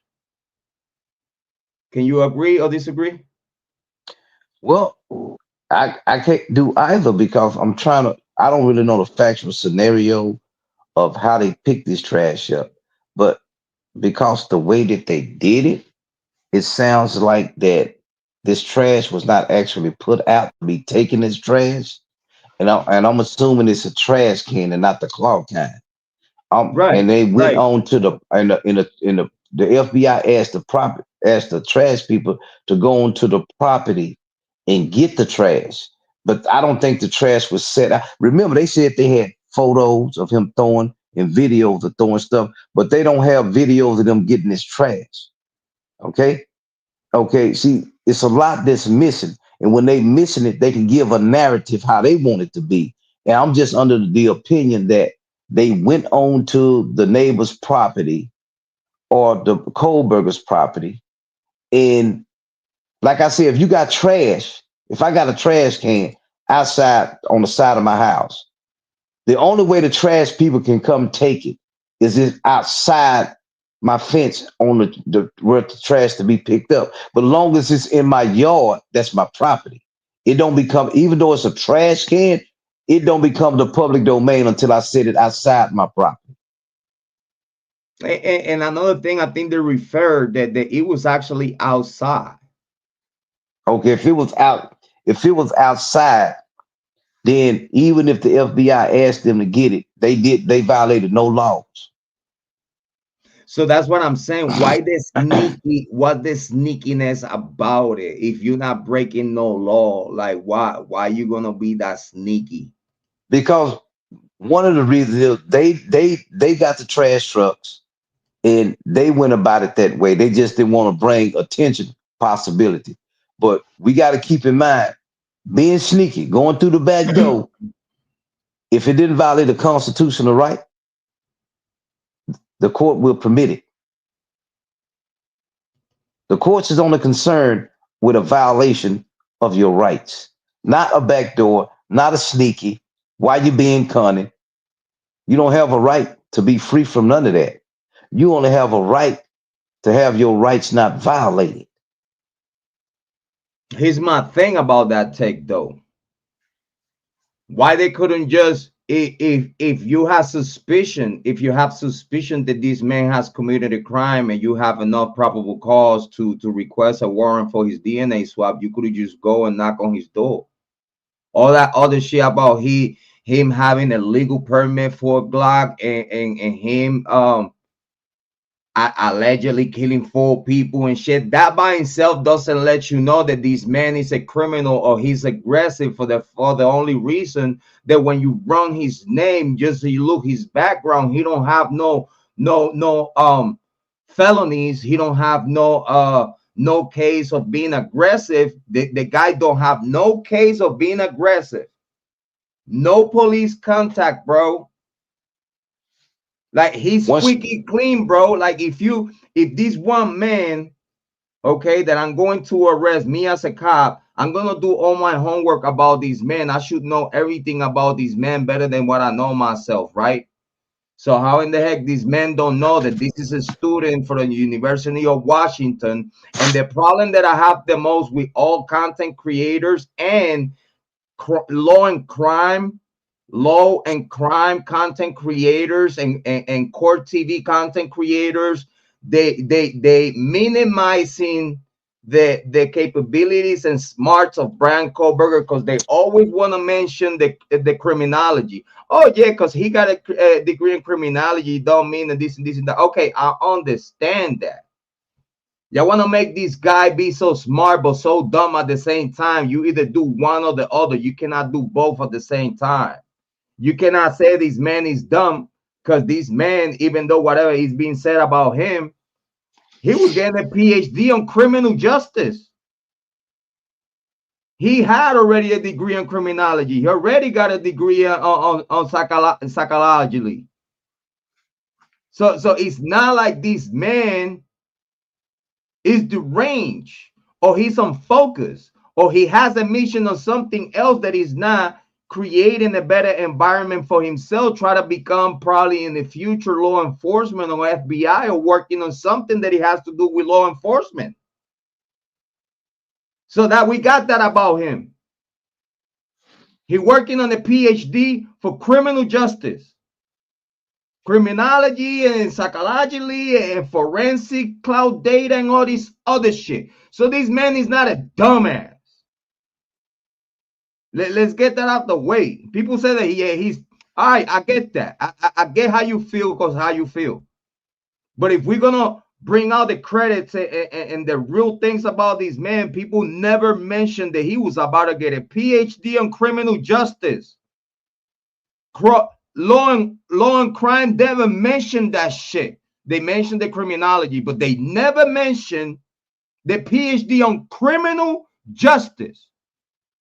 And all this other knowledge that you gotta have to get to that point. Because, oh my God, I did 9 months in college, and guess what? I only was focusing on party and bullshit. Party and bullshit. Party and bullshit. All single day. I only focus on my concentration, that it was systems of information, computer shit, and be a geek. And coming from the hood, that's a lot to say. So if I'm partying bullshit, only focusing on my concentration, but then not concentrating on my academics, because as soon as I get out of my concentration, I do nothing but go to the beach and go party with the college girls and whatnot, right? So for Bryan Kohberger being in college for so many years and not get distracted from these other things, because remember, all these people that were talking about that he was awkward and then that he was an incel and shit like that. He's one of his co-students from the University of Washington got an interview from Legacy Media, and he said it very clear that Bryan Kohberger used to brag of how much female attention he gets. While people saying like, yeah, he awkward, yeah, he weird. But then he gonna be bragging and showing people like, yeah, you know, go to a party and pull out 2 and 3 girls to go and hang out and kick it with, even though if you go just to pull out some drinks and stuff. But that not everyone could do that. Not everyone could get focused to be in college for so many years and actually get somewhere. I was in college, dude, for 9 months. I know what it takes mentally to succeed at that level, and I didn't do it. So for these men to be so grounded to the point to be focused on his studies, while all the conversation about these men is about that he have all these troubles, he had all these deficiencies, or he's mentally deranged and all this other shit. Guess what? I'm looking at y'all weird. Obviously, y'all have never been in college. Y'all have never sat there and sit down for hours listening to a teacher that might be dumber than you. Y'all don't know about that. That's how I know when y'all say shit like that, like, oh yeah, he dumb and this and that. And that. You know what it takes to be for so many years and so many classes to be where he was by the time he was arrested. So obviously a cop would be like, damn, This guy is literally a scholar. He's a teacher's pet. He's a teacher assistant and all this other shit. He's involved in meetings in probably foundations and shit. Cause y'all see him in meetings with other ladies and stuff and all this other stuff. So these men, how can these men be weird when he's out there in the public for everyone to see him? Because a weird person that he got the intentions to kill someone, you know what they do? They go into a cave. Because they that sick that they can't wait to kill someone. They are that sick that they can't focus on school. Because they can't wait. They doing everything and anything, hunting for the first prey that they could find to do so. Because this is what people wanna act like. Yeah, that's Bryan Kohberger, a psycho killer hawking victims to just murder them for no fucking reason. It's 2025. You could have said that in the 90s. And I could take it like, yeah, you goofy as fuck. Just leave me the fuck alone. But at these days, today is 2025. Now I see people like, yeah, y'all motherfuckers don't have a life. Y'all have never been outside of your motherfucking porch to come here and say like, yeah, Bryan Kohberger, because whatever I heard on the news or whatever I heard about my favorite content creator, yeah, he weird. How about you weird? That's what Jrod on point got to say. How about y'all weird? Cause it's like, dude, is y'all paying attention? Do y'all know who? Listen, obviously the cops didn't even know who they were arresting, because they knew they didn't have to throw hand grenades and shit to blow all their windows. They didn't have to broke in and kick in the door and shit when you could have just knocked on the door, waited for somebody to come to the door and then handle your business. But no, you wanted to use an intimidation tactic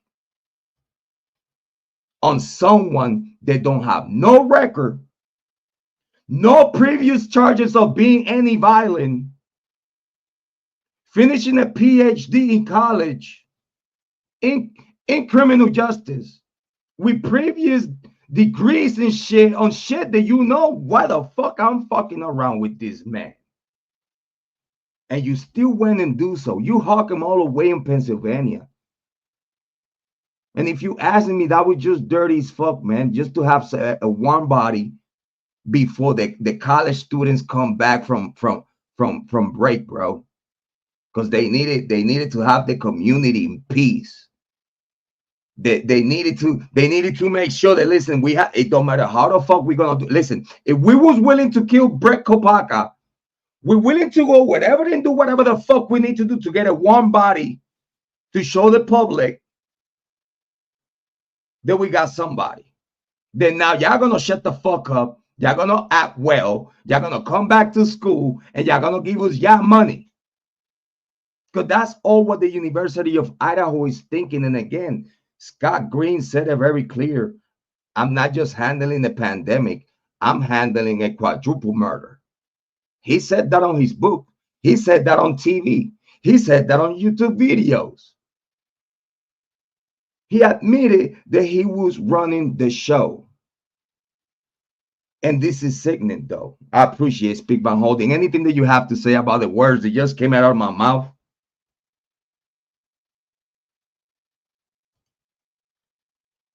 We lost Big Bang Holding. Is you there? Hey, I think Big Bang Holding fell asleep, though. Let me see if I hear him snoring. Yeah, I think we lost Big Bang Holding. Speak, you here? Yeah. All right. Hey, did I woke you up? Good morning. Sometimes you go out, but I think I failed too. Hey, listen, do you wanna do part 2 some other day, bro? Yeah, because I wanted to finish this Ed Taylor video. All right, so what about if you got time tomorrow? We could do it tomorrow, or we could do it the next day. I'm gonna go I got live. time. I got time tomorrow. So you know what though? Let's do this part 2, and we're gonna do the IGG. I'm gonna change the name to the IGG.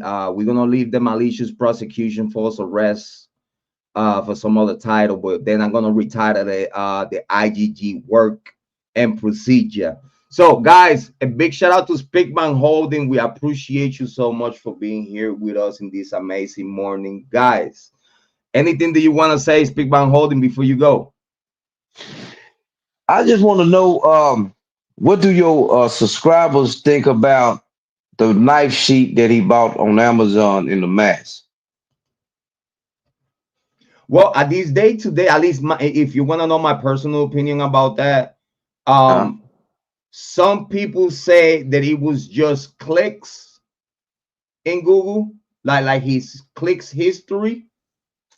And some other people, when I mean people, is legacy media, content creators, and whatnot. You know, I could get an assessment out of that just by himself. But you know, to stay with the public opinion of YouTubers and stuff, again, right now it's 50-50 people talking about that it was just clicks, and some other people talk about that it was purchases.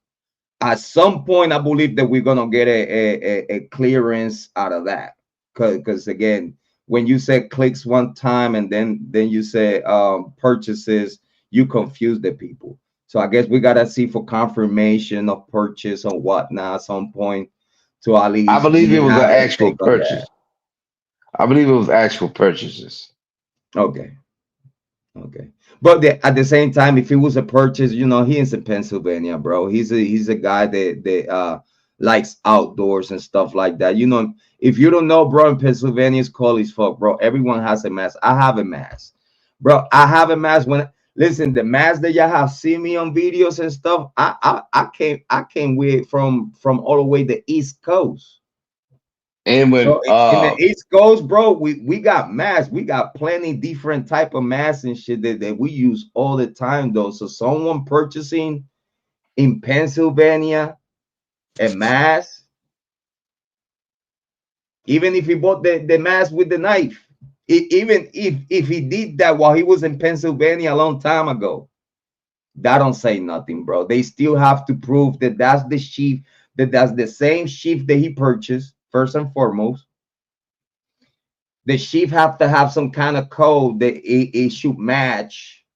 You understand that, like that those sheep has, if I'm not mistaken, has a number.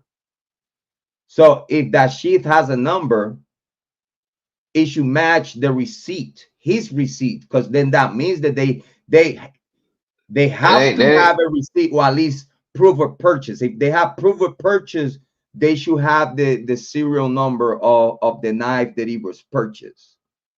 well, they don't even have the word. They don't even have the knife, which is the murder weapon. It wouldn't be on the sheet. Uh, Only thing the jury need is a rational connection to convict and believe, and that's what they are setting it up for. Because Which the I jury will be the judge of the facts of what they believe, who credible, who not credible. which if you ask me, that's what they doing all along. This is why all the evidence that they say they have is only circumstantial evidence. That is mean Circumstantial evidence just become saying this and we got this from here, got this from here, that it might make it look like, but that don't mean that exactly is what you need to cook this man. yeah, We I need agree, but proof. We need remember, proof. It truth, proven truth, bro. It's like you saying that I did it don't mean that I did it. that's right.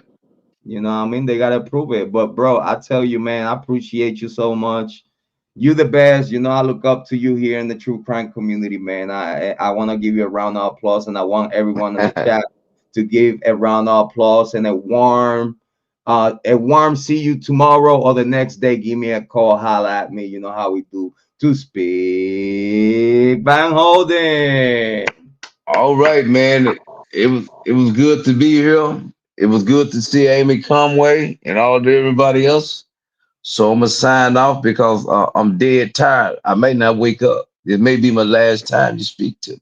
No, don't say that, man. Listen, hopefully we have you here tomorrow. We're gonna have more great conversations about the IGG. So hopefully, give me a text, give me a call. If not, do the same. I appreciate you. Thank you for being here. And hopefully, listen, guys, some love for Speakbound Holding. Make sure that y'all throw some love his way. Go and subscribe to his channel, Speakbound Holding, Cash App, Legal Asset 247. So I mean, Legal Asset 24/7. Big shout out to Speak My Holding. Thank you, brother. All right. Have a good night, man. Big shout out to Speakbank Holding. Thank you so much for being here. Ladies, how y'all feel? Let me talk to the chat real quick. Let me talk to the chat. How y'all feel? How y'all feel? How y'all feel? How y'all feel? Let me get to the chat. Let me get to the chat what Heather Fitzgerald got to say.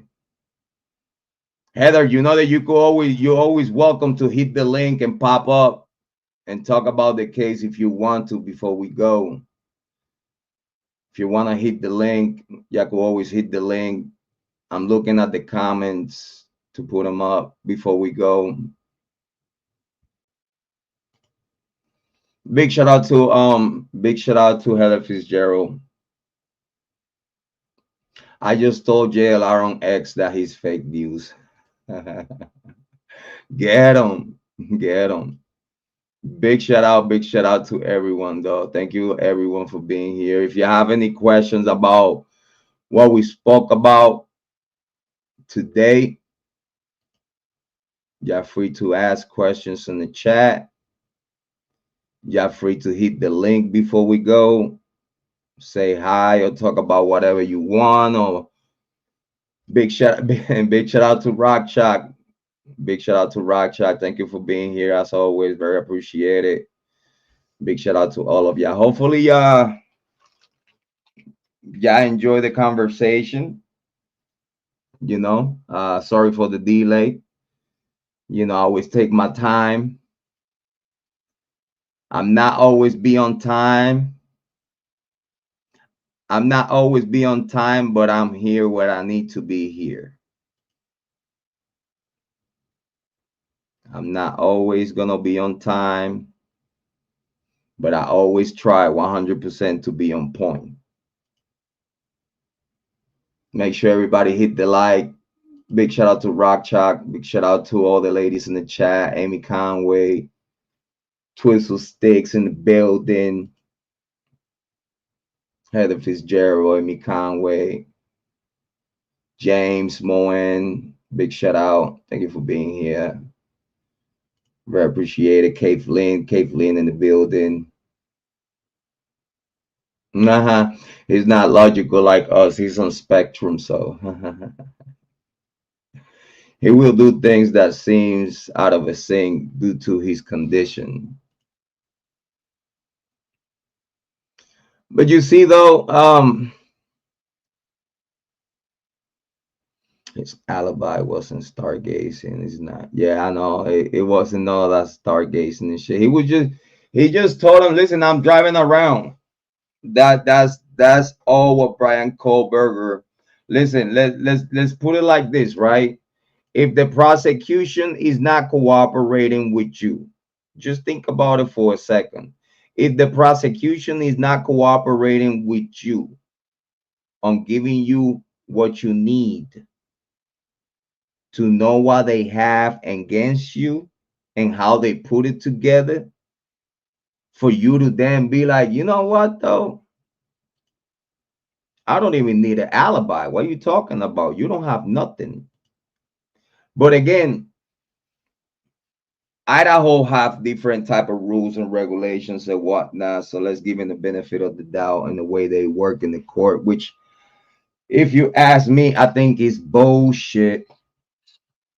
I really call bullshit on that one, though. If they use CODIS and what was eligible for upload is statute protected, including DNA found on the scene, which is SDR profiles, then I'm thinking that's NIP. She will also be nice, very constructive and on point comment coming from Heather Fitzgerald. Make sure that everyone go and subscribe to Heather Fitzgerald.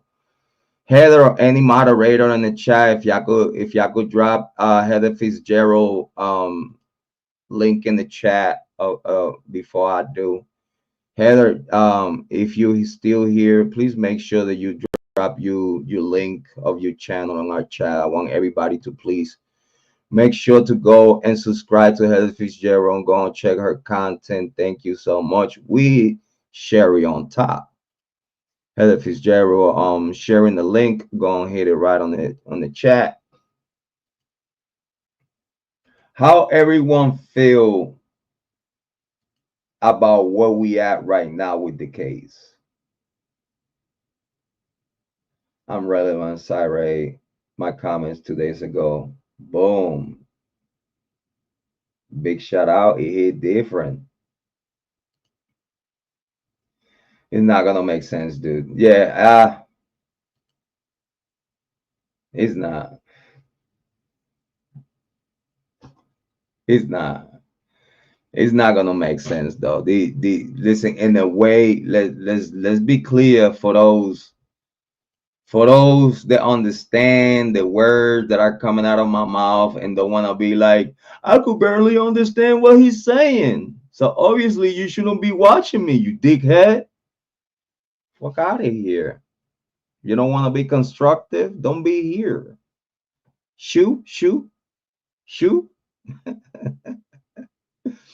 But in the way the prosecution is being putting it together, in my opinion, please comment on the chat. Have a conversation with me before I go. If you got time to talk to me, I do have time to talk to you. All right. But in my opinion, in the way the prosecution put this case together from the very beginning,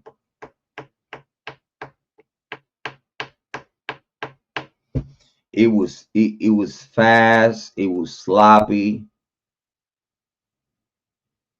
it was bummy, it wasn't professional, it wasn't ethical.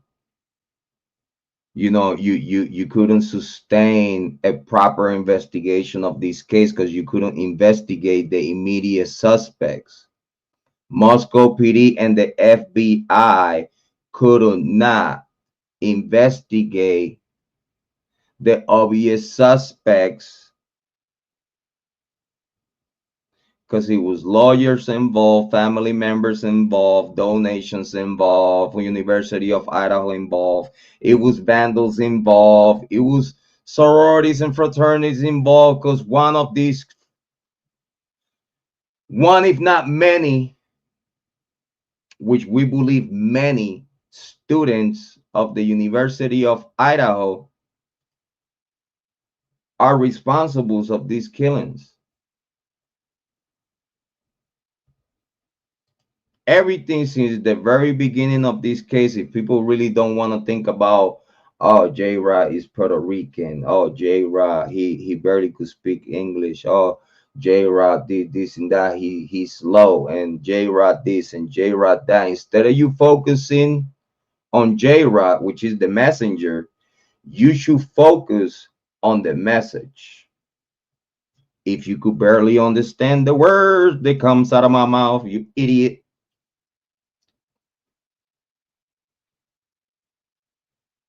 I've been here, United States of America, like what?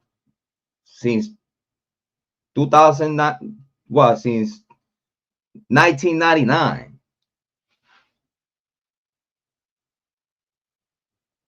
I've been here since 1999. Doing whatever the fuck I want. Under the rules and regulations of the Constitution of the United States of America. Thank you. But I came from a small island in the middle of the Caribbean here to United States already knowing English but not know how to speak it. It took me 2 months to speak English at work.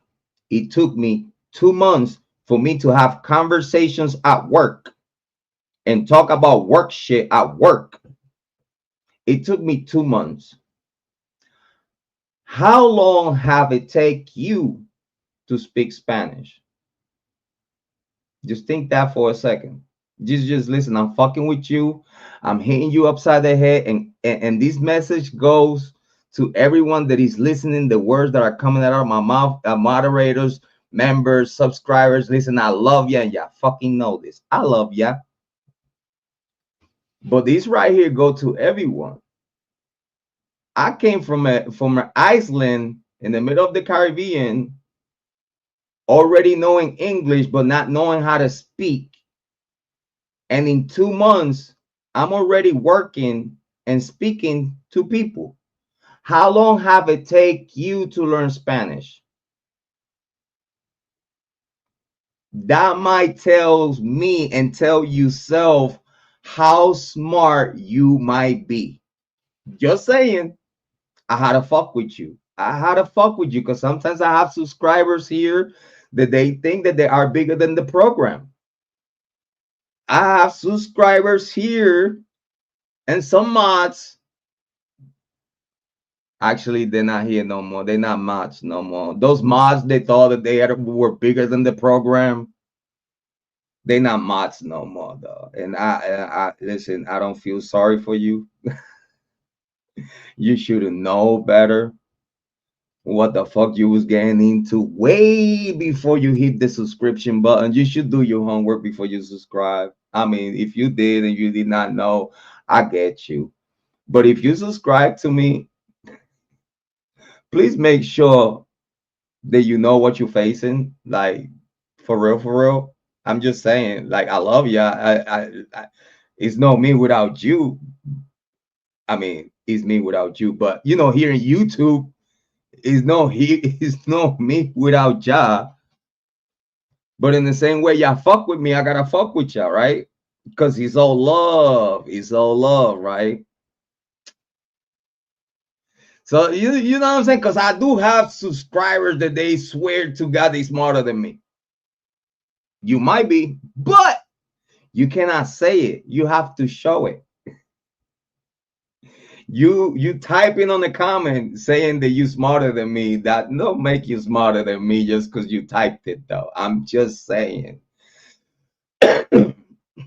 You first have to put a picture on your channel.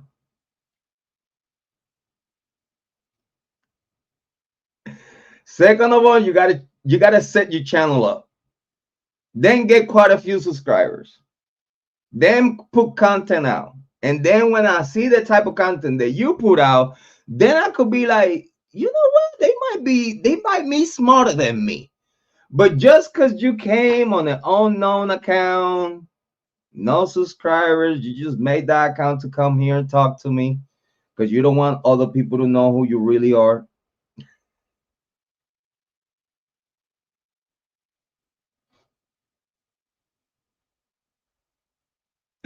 You know how many content creators watch these shows that they don't even dare to comment on the chat because they don't know if they're gonna get a shout out or they're gonna get roasted. Do you know how? Listen, I look at my analytics. I look at my analytics though. How many content creators watch this show and they don't dare to comment on the chat? You could tell it's 25 people watching. It's not 25 people on the chat. It's not.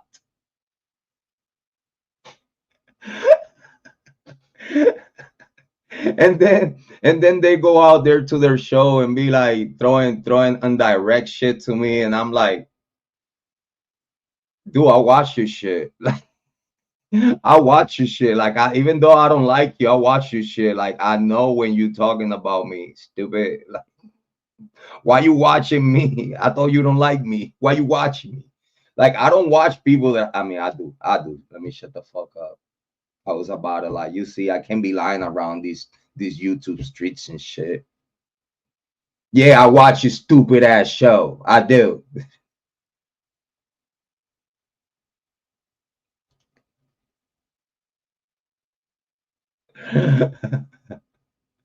Listen, I watch everyone's shit though. Big shout out to Cindy.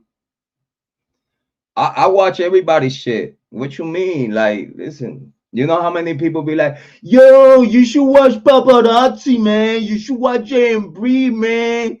He got some good shit, bro. Well, you don't go and watch him, though. I know you don't like him, but you need to watch this one video, man. This one video did it, bro. Just make sure you go and check Jay and Bree, man. Peace out. And I'm like, block.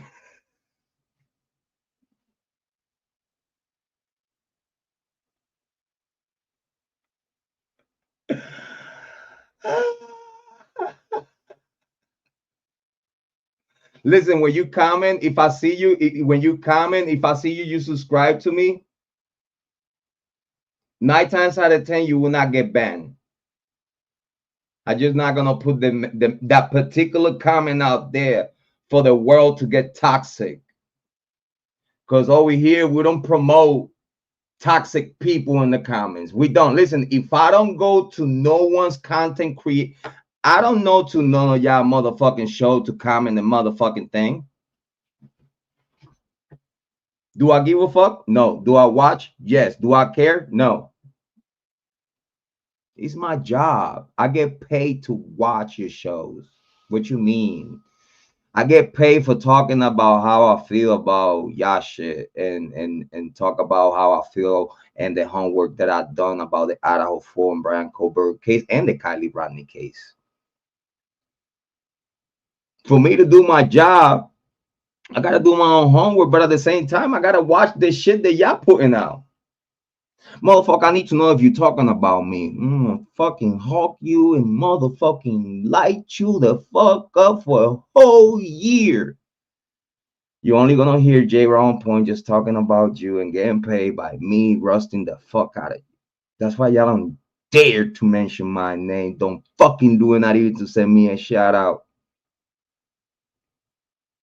I'm him. I am him. I'm that guy. Listen, I'm that guy. Y'all made me cry. Listen, I do appreciate those content creators that actually have the balls to actually talk shit about me and shit like I do. That's free promo right there. Listen, man, that's free promo. What are you talking about? You know, I hear people talking about me. You see this face. Like, thank you. Thank you. Come again.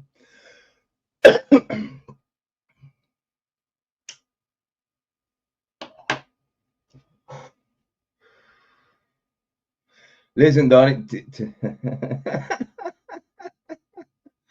Listen, Jeff H got it. Listen, Jeff H got a black certificate by me. I stamped that shit. Yeah, you black, fuck out of here. I don't need to talk to you.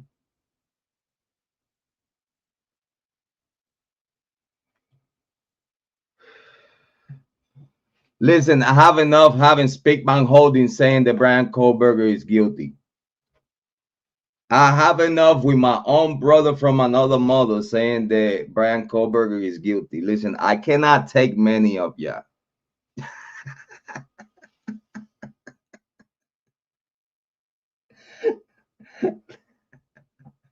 Listen, one person take all my attention, and he says so much shit about Bryan Kohberger that don't make no sense. That I have enough with him, okay? And literally, he's saying all the same shit that y'all saying. So y'all all Kohberger guilty say the same shit over and over. I'm telling you, every single Kohberger guilter say the same shit that is already debunked, that is not even acceptable in court, or is even debatable in court, or it could be kicked the fuck out of the courthouse just with the evidence that is available on favor of Bryan Kohberger not being the guy that did it. Just with what we know at this day today, way before trial, we know these men didn't do it. We already know. We already know that these men didn't do it. But his content creators that want to be in Law and Crime, his content creators that want to be in Court TV, his content creators that want to be in News Nation and want to be in other YouTube heavy true crime channels, and due to they want to absorb from their subscribers for them to come to their show,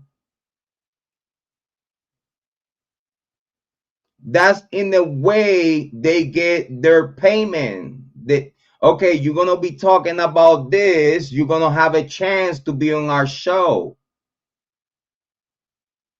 So it's a brainwash of content creators that are only repeating the same shit the legacy media is putting out, for them to go live, create their own take close to the same shit that they talking about. So like that, if they say something that is what cliche or is an epiphany, that it goes around the same shit the legacy media talk about, the legacy media be like, hey, you want to come to my show?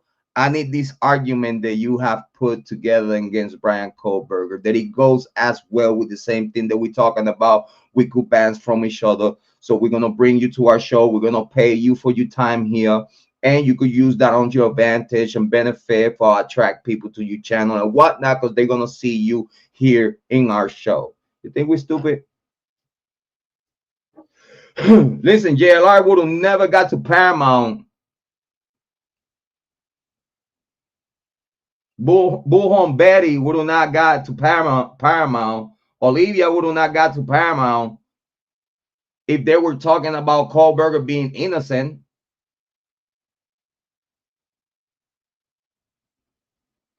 If they were talking about, but everything that you're talking about is inconsistent. Everything y'all talk about is inconsistent to the public information available about this case. And y'all talk about it as cliche. And y'all talk about it as eureka moment. And what y'all doing is making believe people false reality. You're just making believe people that are actually slow and don't care enough to actually do their own homework, to just because is that one channel that you like, is that one content creator that you like the most, is telling you a whole bunch of mumbo jumbo that don't make no sense, but just because they are your favorite content creator, you blind to it. You blind. Listen, there's a lot of content creators out there that are doing a good job. There's a lot of content creators out there. I'm doing a good job. I don't even like to mention it no more. I don't even mention it no more because these motherfuckers think, and my moderators know who I'm talking about. These motherfuckers think that because I'm sending you a shout out and mentioning your name, I want you to mention my name, or I want you to send me a shout. I don't give a fuck. You need to understand, when I say what I say here, because I say what I say. I say what I want to say. And if I feel like to send a shout out to a content creator that I believe deserves the shout out from myself, even though if he's not received well from the content creator that I'm shouting it out, they don't have to feel no kind of way. I'm just saying you a shout out that probably you don't even appreciate, you don't even deserve.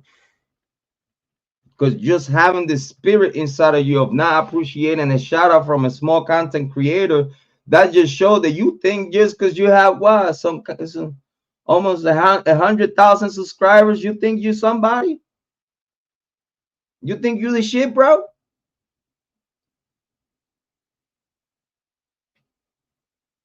Listen, keep doing your good job, bro, because you're doing a good job. But you look weird by now. You look weird. Weird.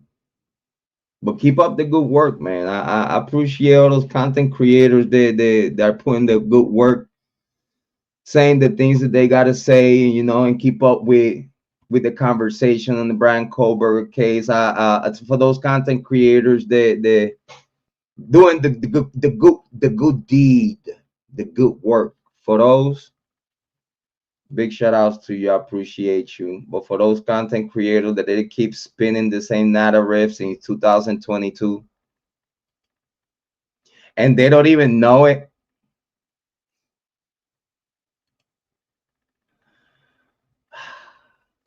Listen, y'all have no idea the satisfaction that I get out of watching these people do this, spin chasing their tail and shit. It's weird. Even watching legacy media talking about the Idaho full Bryan Kohberger case, like it feels weird. And I'm forced to actually watch so I could hear what they're saying. You know what I'm saying? Like it irks, it irks, it irks the fuck out of me that I have to sit here and just watch Law and Crime hosts talking a whole bunch of yak. Like everything that they talk about, it has the opposite of it. Everything that they talking about, they do not mention the other side of that. And it's already as public information. Like it's already public information. And when legacy media dump whatever they dump on us, they tell you only half of the story. The stuff, the exoneration shit, the exoneration side of Bryan Kohberger and all these other public information about the case that actually exonerate the guy. They don't want to talk about that. No one dares to put the prosecution in question. Not even watching all the inconsistencies about this case, which is sickening, bro. It's sickening. This is why I talk about mental health. This is why I talk about a lot about mental health in the true crime community, because for you to have information about a case, big shout out to Rock Chalk, to have information about a case, that information is public already. You as legacy media, if you're doing your due diligence and you actually want to talk the right things and the stuff they will guide the people mental the right way, y'all don't do none of that shit. Y'all don't do none of that. Y'all don't try to tell the people exactly the balance that in these cases. Yeah, okay, yeah. Let's talk about the sheaf. All right, so if we're gonna talk about the sheaf, we're gonna talk about the pros and cons. They never talk about the pros. They talk about the cons all the time. But they not talk not one pro about the Bryan Kohberger case, even though it's public information as we speak. The cell phone data and all this other stuff that they already have. Like, is big shout out to Rockshot. Thank you so much, bro. I appreciate it.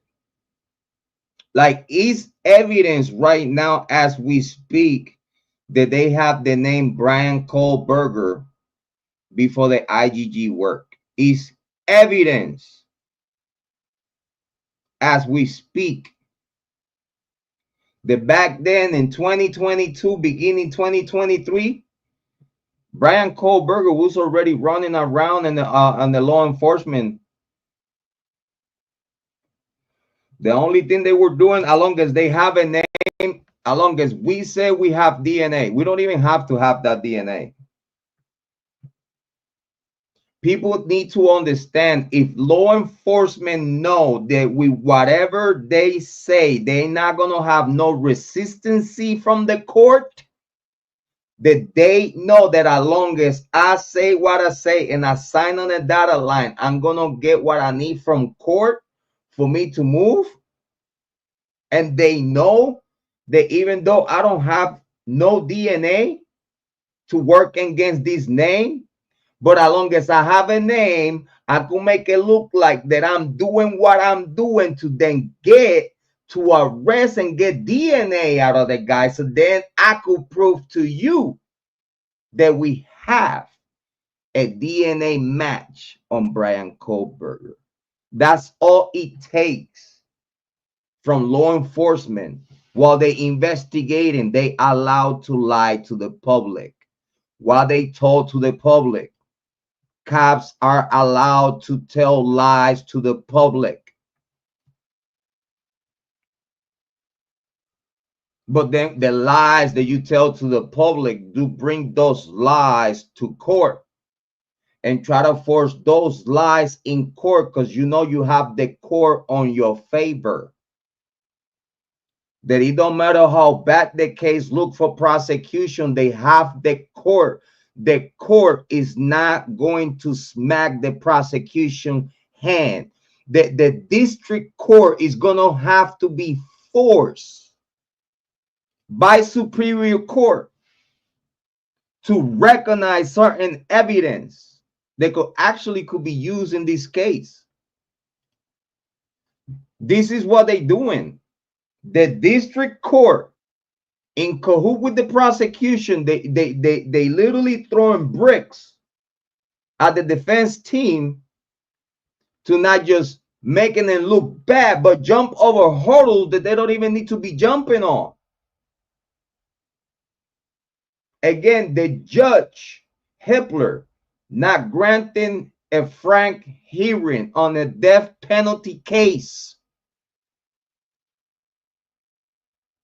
looking to kill this man. You as a judge, won't you want to know if the cops brought this man to you the right way, while you as judge already told the prosecution in front of everyone in court why you went and got these men through the back door? Why you broke rules and regulations of your own agency to go and get these men? The judge already knew that it's inconsistencies, and it's a fuckery in this case. When the judge said that, the judge confirmed and applied of knowing that it smelled like fish in this case. But the judge is not going to expect you as a listener to have the fucking brains or discernment, because that's all what it is. It's all about discernment. You have to have discernment to look into the lies of Satan, to look into the lies of Satan through humans. Because when a human lie, it don't matter if you say you're good or you're bad, but when the human do bad things, it's only evil working through them.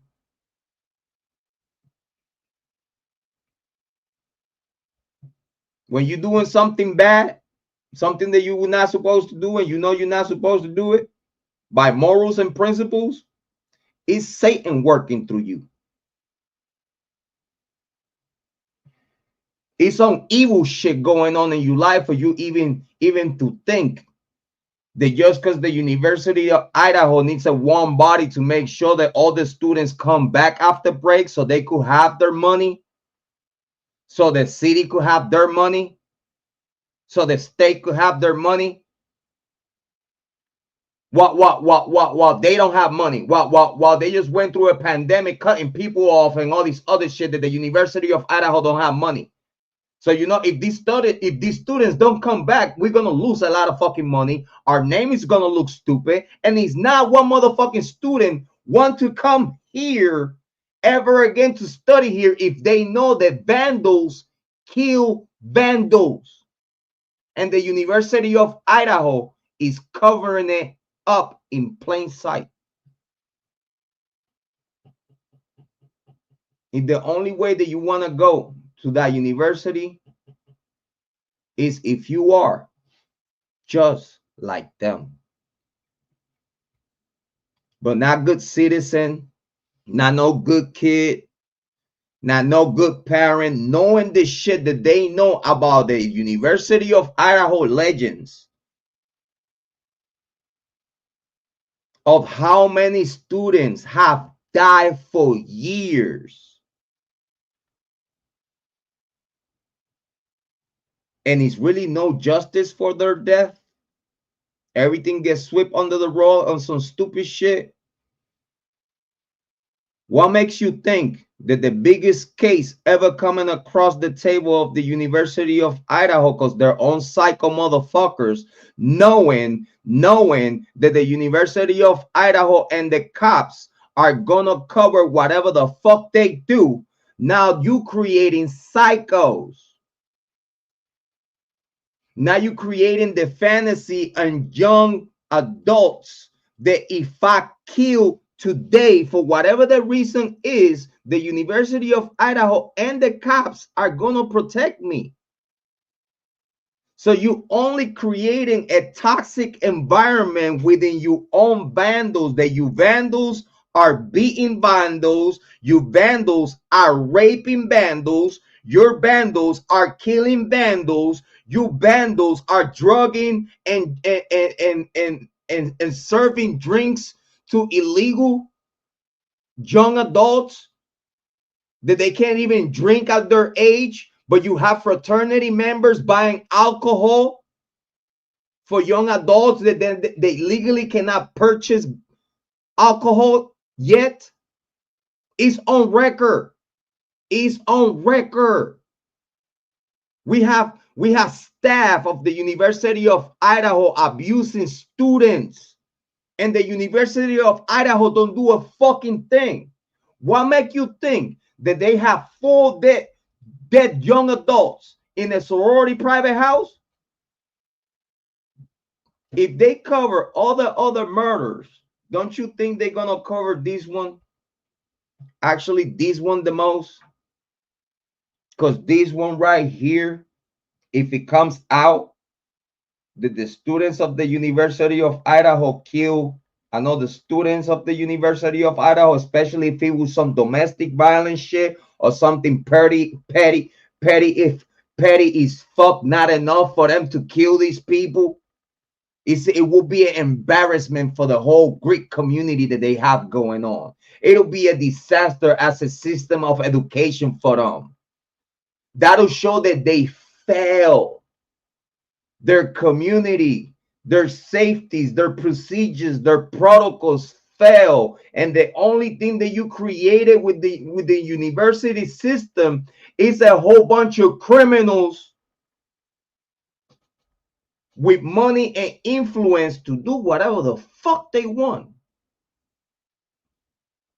That's what you're teaching your community. As long as you are on our side, we'll protect you. As long as you're on our side doing the right things like we want you to do, we protect you. Because us protecting you, we're not protecting you because you. We're protecting ourselves from your dumbass. So protecting your dumbass is saving us. So if we have to do that to keep our money and reputation intact, and the cycle keeps going and going, guess what? Your community of young adults learning those stories that happened years ago, they only becoming worse and worse. They growing with bigger hate. They growing with the mentality that we could kill and get away with it. If anyone cross me wrong or brush me the wrong way, or even my girlfriend say the wrong thing, or she cheating on me or some shit like that, she gonna get it and we're gonna sweep it down the rug.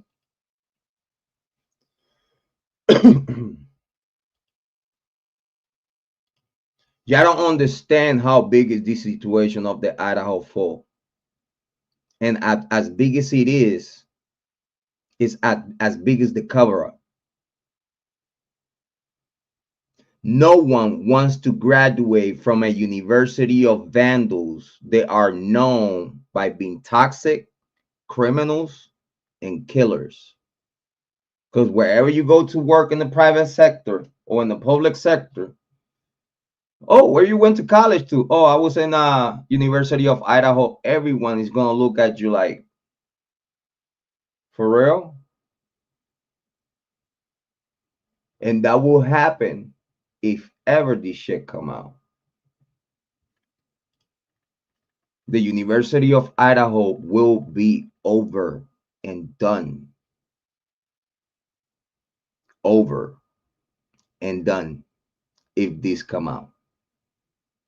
Big shout out to everyone that he was watching. Thank you so much for Heather Fitzgerald, Amy Conway, and everyone that he was watching. Thank you so much for spending time with us. I thank you so much for all the time that y'all spend and dedicate to us. This humble channel, small channel, but very, very passionate. You know, I would like to say that for a very small channel, we do have some kind of good influence in the true crime community, because we see a lot of content creators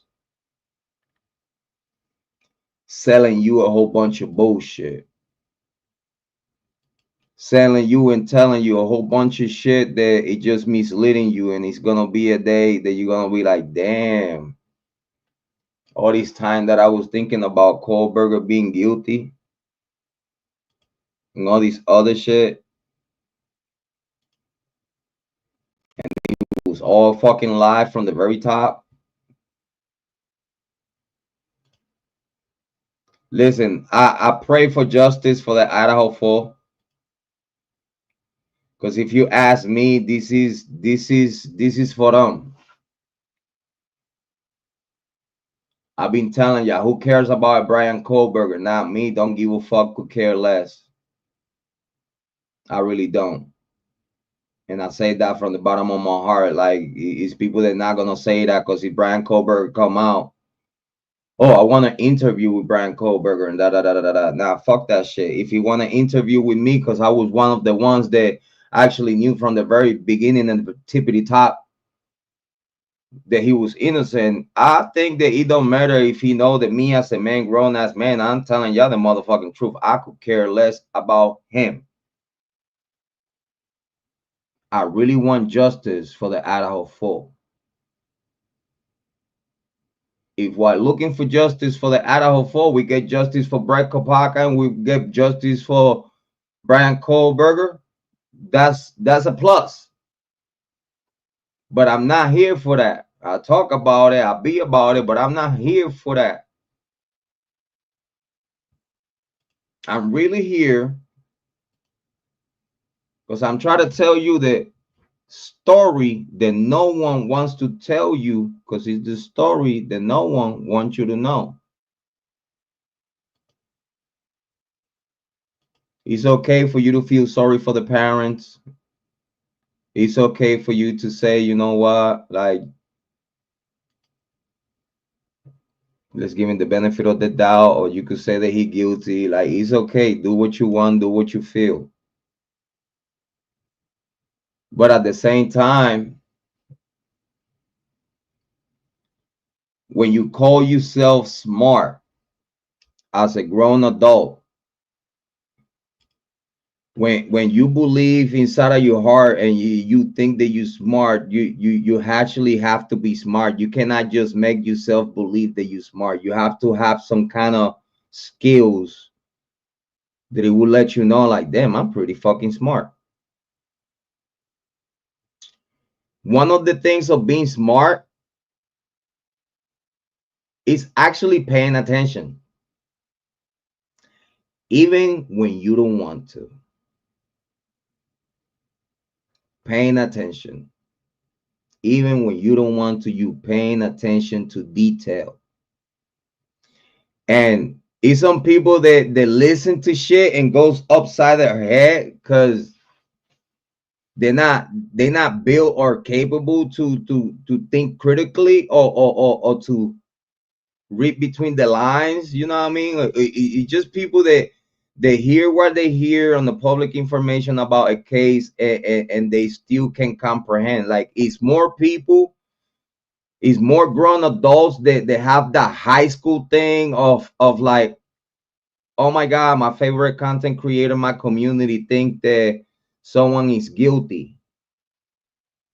But what I hear from the case, it seems like he's not guilty. Now I know that if I go to the chat room that I've been going forever, but then now in this case, I have a different opinion than the rest of my chat. Now my chat is gonna cook me because my favorite content creator thinks that Bryan Kohberger is guilty. Now a whole bunch of other people have this gang mentality that they don't think for themselves. They just want to be the cool kids with the cool content creator.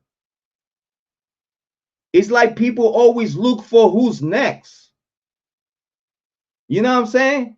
Like that type of high school mentality, like, well, I have a whole bunch of friends of other chat in this one chat, and you automatically, you don't want to be different. Automatically, you just, because you have a group of people that think a certain way, just because you want to be a group, you want to be in that chat, you want to be seen in that chat, and you in this, listen, it's some weird people out here. It's people that they literally will not listen to the public information of a case, to all, not just what this one motherfucker saying. You have to hear the other side too. This is why you see me here listening to all these other dumbass content creators that I don't even like.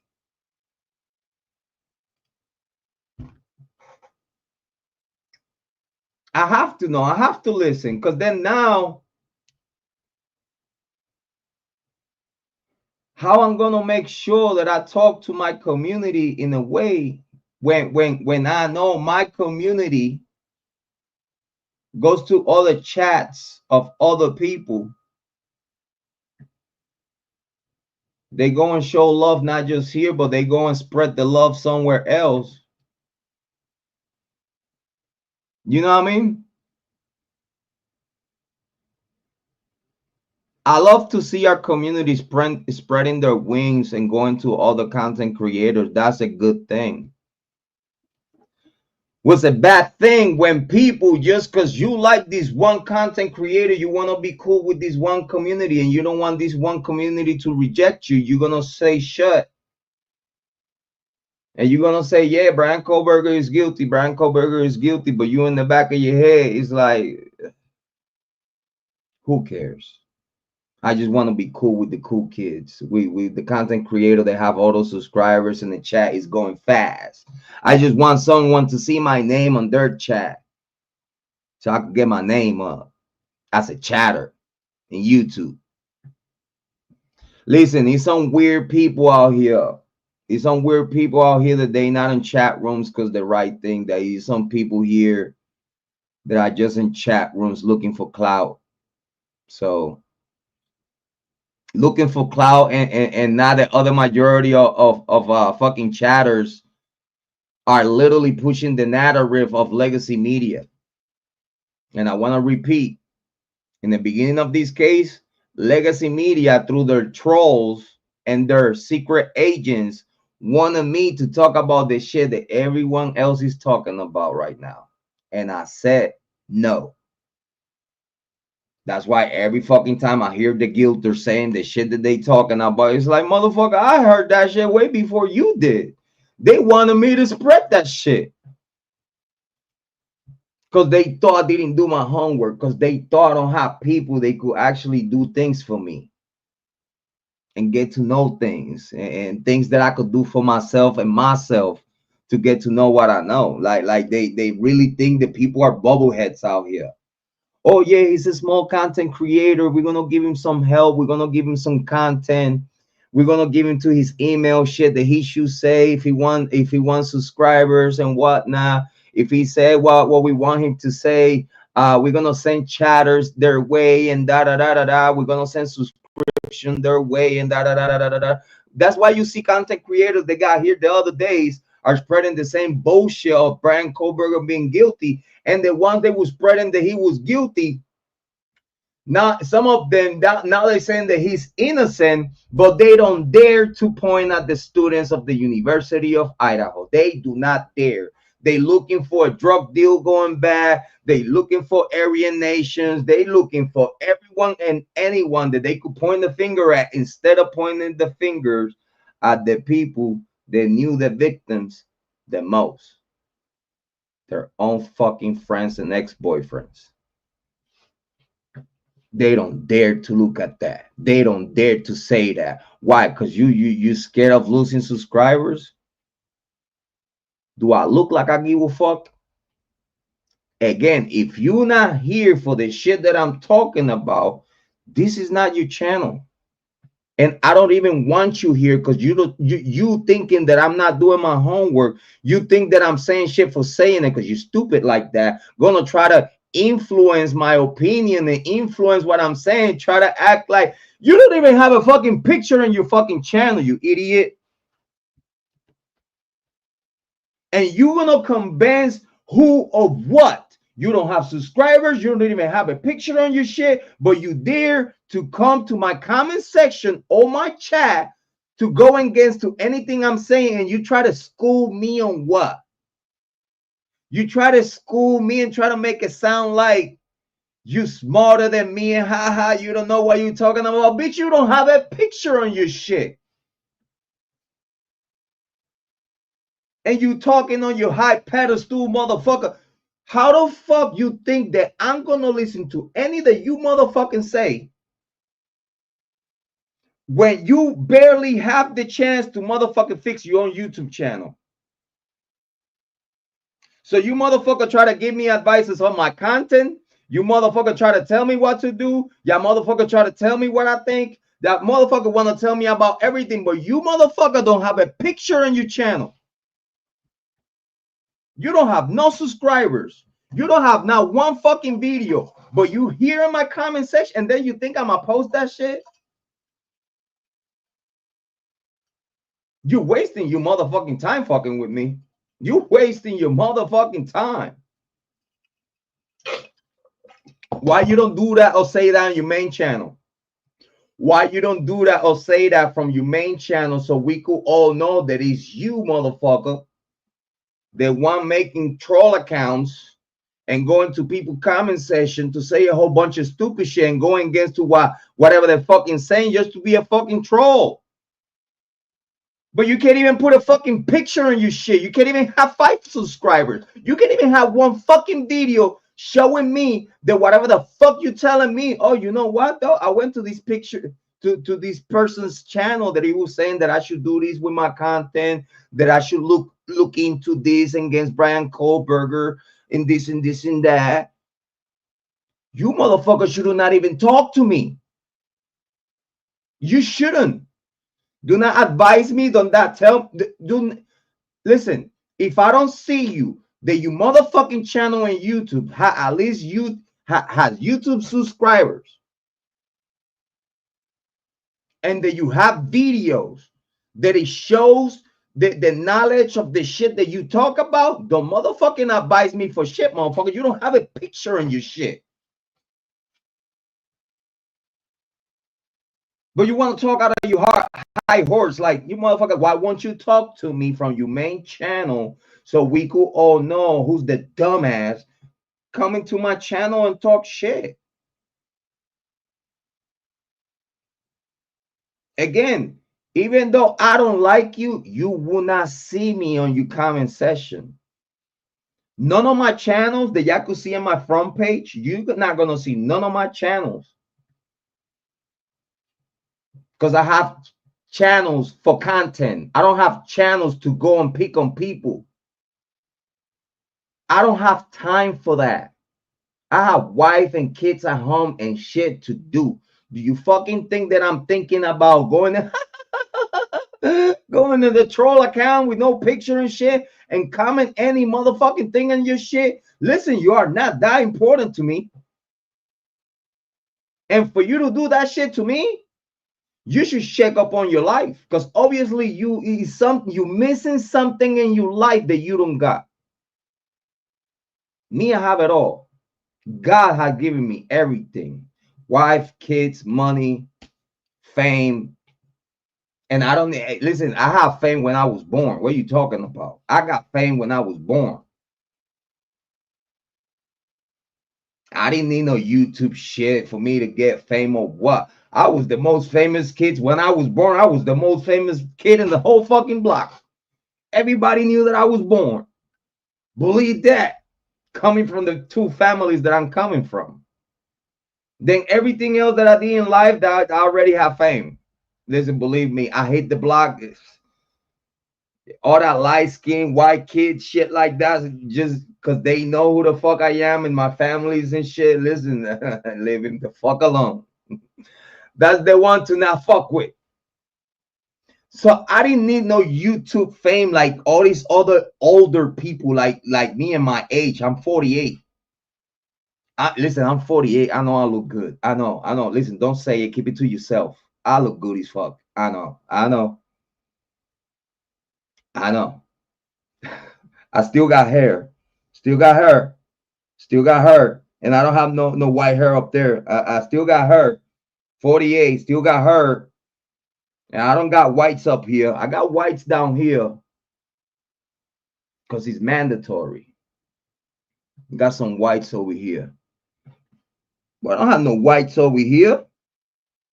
I got some hair still. Got some entrances, but I got hair. Listen, have you seen all the content creators that are younger than me?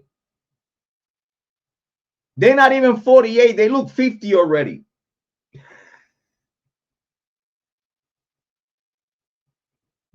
That's the life that they have given to themselves.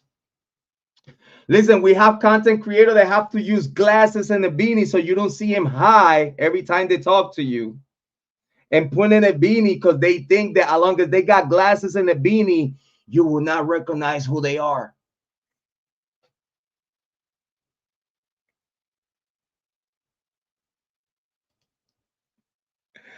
We have content creators that they still moving and the motherfucker has not moved yet. He been moving for a month.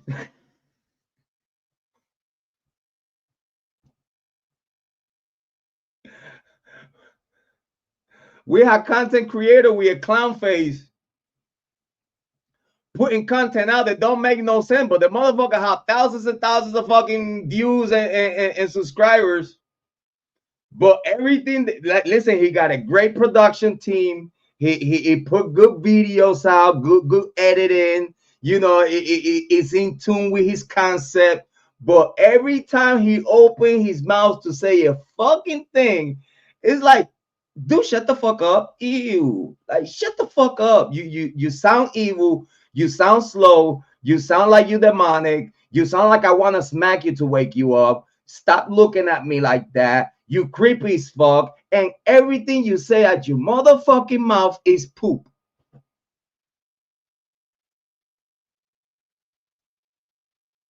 That's the type of content creators we got here.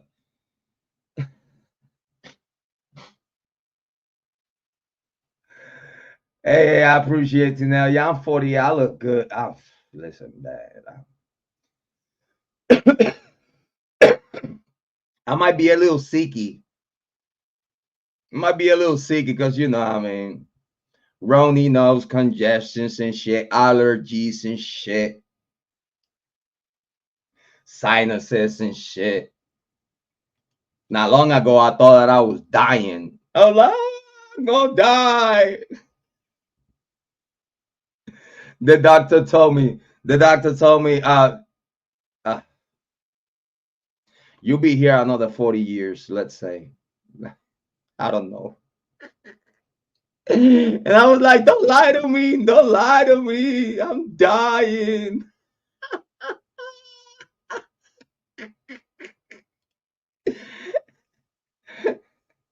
The doctor say, Mr. Jrod, get the fuck out of my office.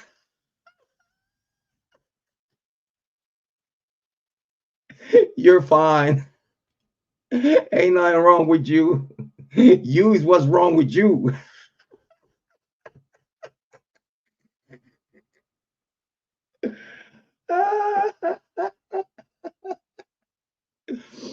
Oh my God. I have content creators. We have content creators. We have content creators that I was going live. Listen, y'all know who they are. The people that been here in this chat, they know who I'm talking about. Or other people that I'm talking, like the people that I'm talking for, the people that been here for a long time, they know what I'm talking about. If you don't know what I'm talking about, listen, you need to catch up. You need to talk to people in the chat.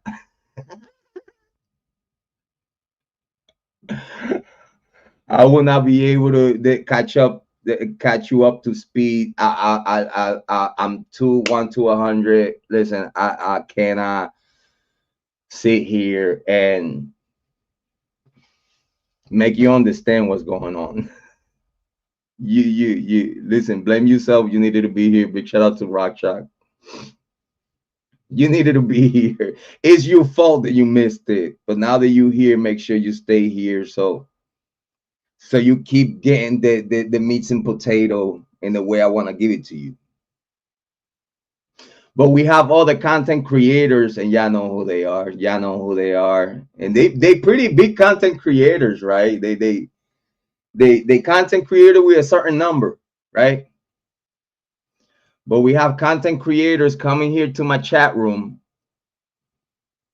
to come and kick it here with me in the chat. Hey, how y'all doing? Yeah, Jrod Point, GPK, yeah, what's up, Jrod? And da da da da da da da. But I caught these motherfuckers subscribing to my channel just to come and talk to me or come to talk to my chat. Well, their chat while they in my chat. Because if you think that every single subscriber that I have doesn't come from other community, you have lost your mind. Listen, every single subscriber, every single person in the chat, it comes from a whole different community. They only here showing me love, okay? They only here showing me particular love, okay? So listen, love them and respect them for that in the same way I do. But y'all know those, it's like two males content creators, two male. I'm gonna give you the meats and potato. We had 2 to 3 to 4. 1, 2, 3 to the 4. Yeah. We have some content creators pretty big though, pretty big, that when I was going live, they only subscribe because it take only 5 minutes to come and talk to the chat and come and talk to me. I give him moderator ranching everything so no one can talk shit to them. I give him moderation, ranching everything. Big shout out to my Rastafari. Thank you for being here.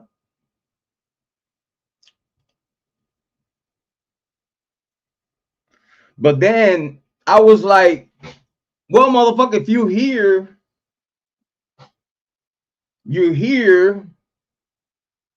for the right reasons, right? So then now when I put that you have to be subscribed at least for 24 hours to come and talk to me on my chat. Now you don't see those content creator coming around. Because what they were doing, it was subscribing for 5 minutes, coming to our chat with their range, being the cool kid. Because again, why are you gonna show your main channel, right? You would do what everyone else does, you know, go get you bot channel, go get you throwaway channel, and just go to the chat. That's what all the other content creators do, right? But then now you don't see him around my chat no longer, and have distanced themselves from me because I catch him subscribing for 5 minutes, coming to my chat, act like they are the cool kid. Again, if I'm not relevant, why the fuck you gonna be here? If you're not cool with me or cool with my takes and cool with what I do here in my channel, why you here? That's how I look at it. But if you only here to pop in my chat while I'm live to talk to me and yet your chat people that is on my chat,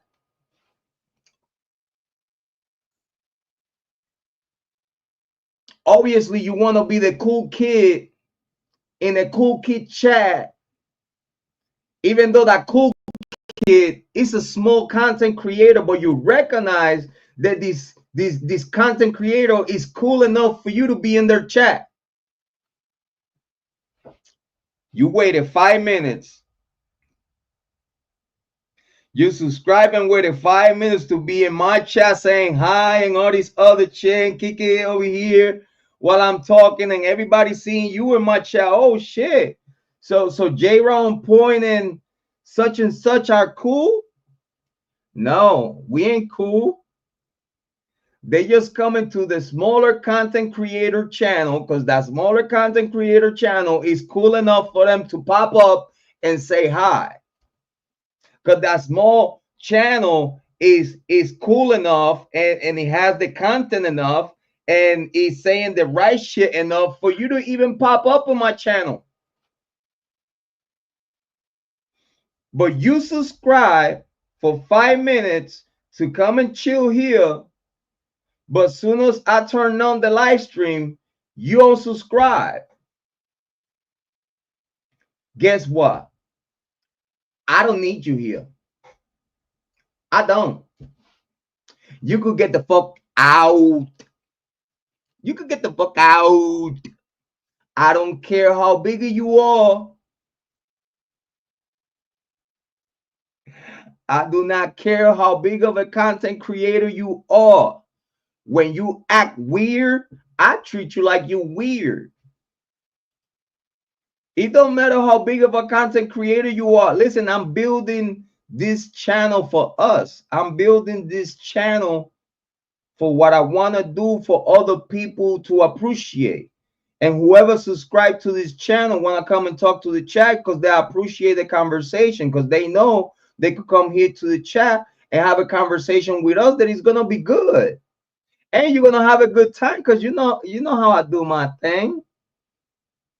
You know, I like to keep you smiling, you know, smile. When you smile, you look prettier. You know what I'm saying? So I like to give you the worst of the worst news of these criminal cases, like shit that nobody else want to talk about, but it makes the most common sense.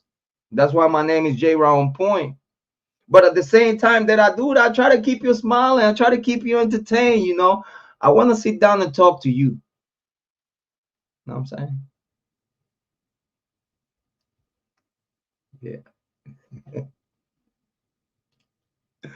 But yeah, we don't need those big content creators in my chat if they not subscribe because they want to be here. I want you to subscribe because you want to be here. I want you to subscribe because you want to be part of our community. I want you to subscribe because you want to talk to the beautiful people that we have on the chat. If you disagree with what we say and what we do over here, we don't need you here.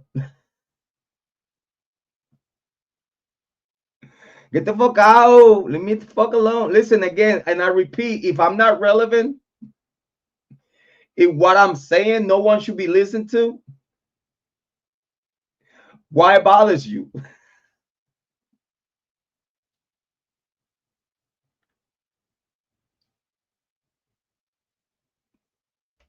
If I don't make sense, if all this other shit,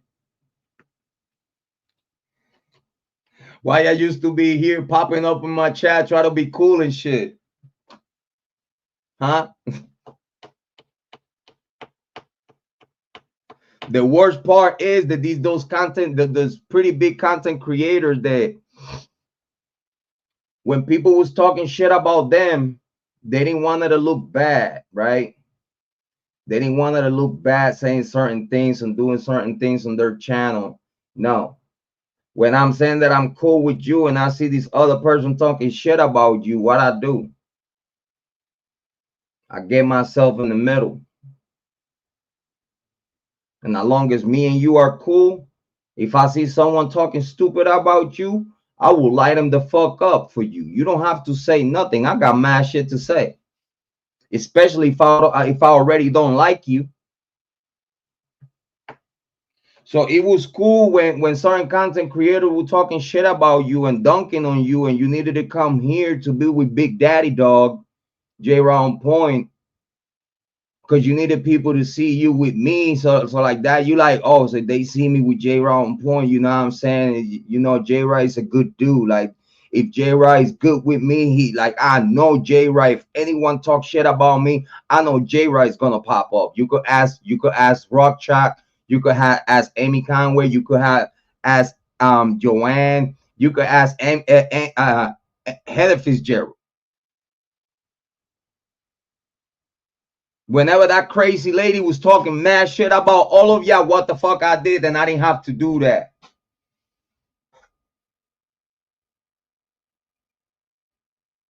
Many times y'all was like, man, this driving me crazy, Jrod. I need help. Please, can you do something?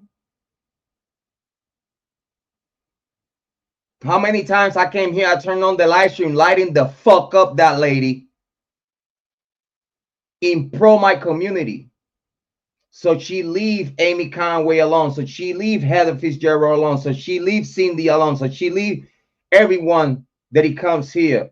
Rotchak. So she leave Rotchak alone. So she leave Megan Cole alone. So she leave Larissa's Laura alone.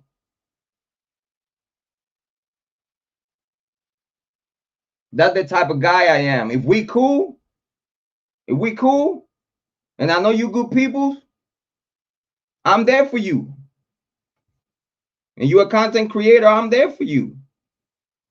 I'm there for you. If another content creator is talking a whole bunch of shit that it just to start shit and try to like pick on you and try to dump shit on you that doesn't even make sense, I'm here for you. I sit here and cook and well done for you. I sit here and I cooking for you. Well done.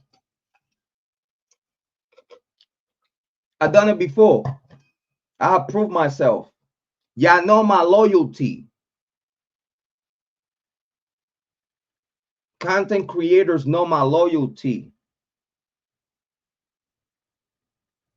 But then when big content creators come here to my chat, just subscribe for 5 minutes to talk to me and be cool with me, but then unsubscribe as soon as everything is done and gone. That's weird. That's weird in the first place. Why you want to subscribe to someone that you're not subscribed just to talk to them in the chat and then unsubscribe and be gone? And you're a bigger content creator than me. You weird. So then now I have the 24-hour wait, and you see all these motherfuckers watching my content but not saying a fucking thing. Because they know if they subscribe, they have to wait 24 hours for them to say something in the chat that they're gonna unsubscribe anyway. I don't need you here. Listen, I don't even need you here to make it look like we cool. I don't need you here to make your brand look like that you are cool with the On Point family. Your brand and my brand, we not cool. We don't mix. We don't mesh. No, you weird. And I go to all of y'all big content creators that used to be on my chat that you're not here no more. And it's for that reason. For those that don't know in my chat, that was the reason why this one male content creator, this one other male content creator, and these other female content creators are not here no more. Why? You haven't heard nothing about it? Why? Because I made them wait 24 hours for them to come and talk to me. That's why they're not here no more. They're weird. So guess what? I don't want none of y'all motherfuckers in my chat. I don't care who the fuck is in my chat. That's why if you want to talk in my chat, if you can't wait 24 hours to be here and talk to me and not waste your motherfucking time and get your fucking self blocked. That's why everyone that you see in the chat room right now is people that wants to be here for what we're talking about, because they know how I treat them, because they know they're very special to me. They know that they could say whatever the fuck they say in the chat. They subscribe to me. Just say what you say. Some things might get you blocked, but hopefully you have the smarts to not say something. Again, do not subscribe to me if you don't know what you're facing. Ask Jeff H.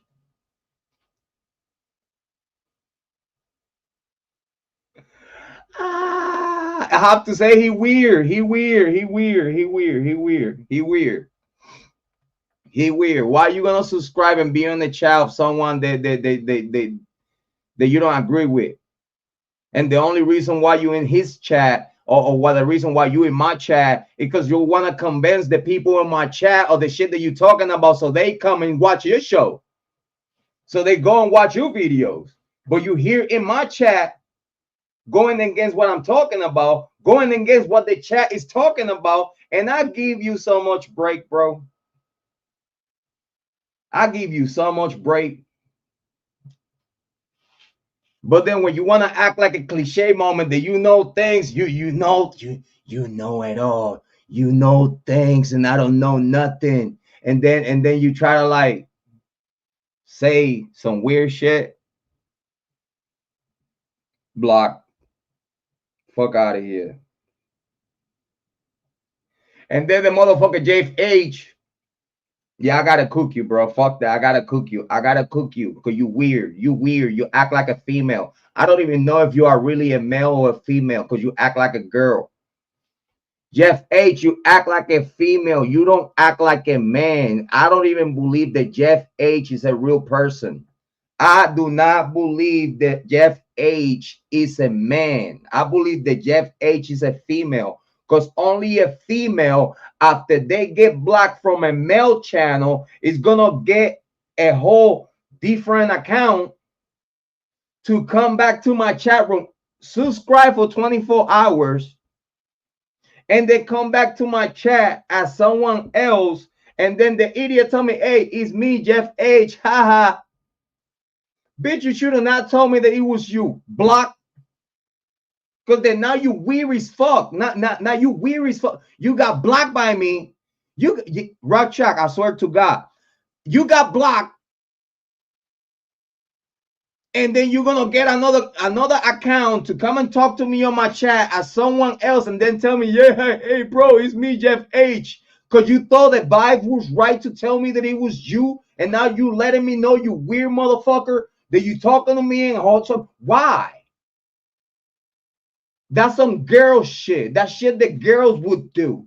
That's why I do not believe that Jeff H is a man. He have to come and fucking turn on his fucking camera and show a fucking face of a motherfucking man. And he must be the same fucking picture that he has on his channel. But until he does that, I do not believe that Jeff H is a real person. I don't. Only a female will get blocked from a male show and go back with a whole different account to talk to the same male that just blocked you. Only a female would do that.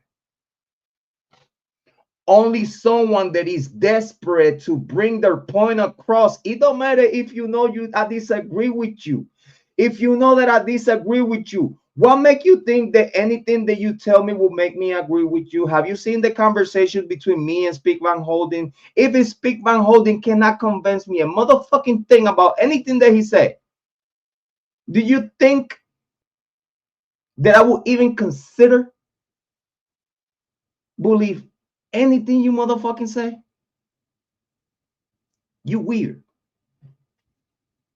You weird. And I have to cook you. I have to cook you, even though I know that you cool with certain content creators that come here. I know, I know Kane, he's cool with you. He's cool. Big shout out to Kane the Perch. That's my guy. I know Kane is cool with you. I don't care. He could be cool with whoever the fuck he wants. He's a grown-ass fucking man. He could be cool with whoever the fuck he wants. He's a grown-ass man. That's not going to change my opinion of him or how cool I am with him. It's just gonna make me feel cautious. Big shout out to Kane. I wish he was here though, so I could fucking joke around with that shit with him though. But yeah, he's content creators that they're not welcome here because they only come here to be the cool kids and be seen with Jrod on point and then just move forward and shit and try to act like I ain't shit. No, bitch, you're the one that came to my show. I don't go to your show. I don't go to your live stream. Have y'all seen me on their live streams? You don't see me in none of them live streams. And I'm subscribed to them.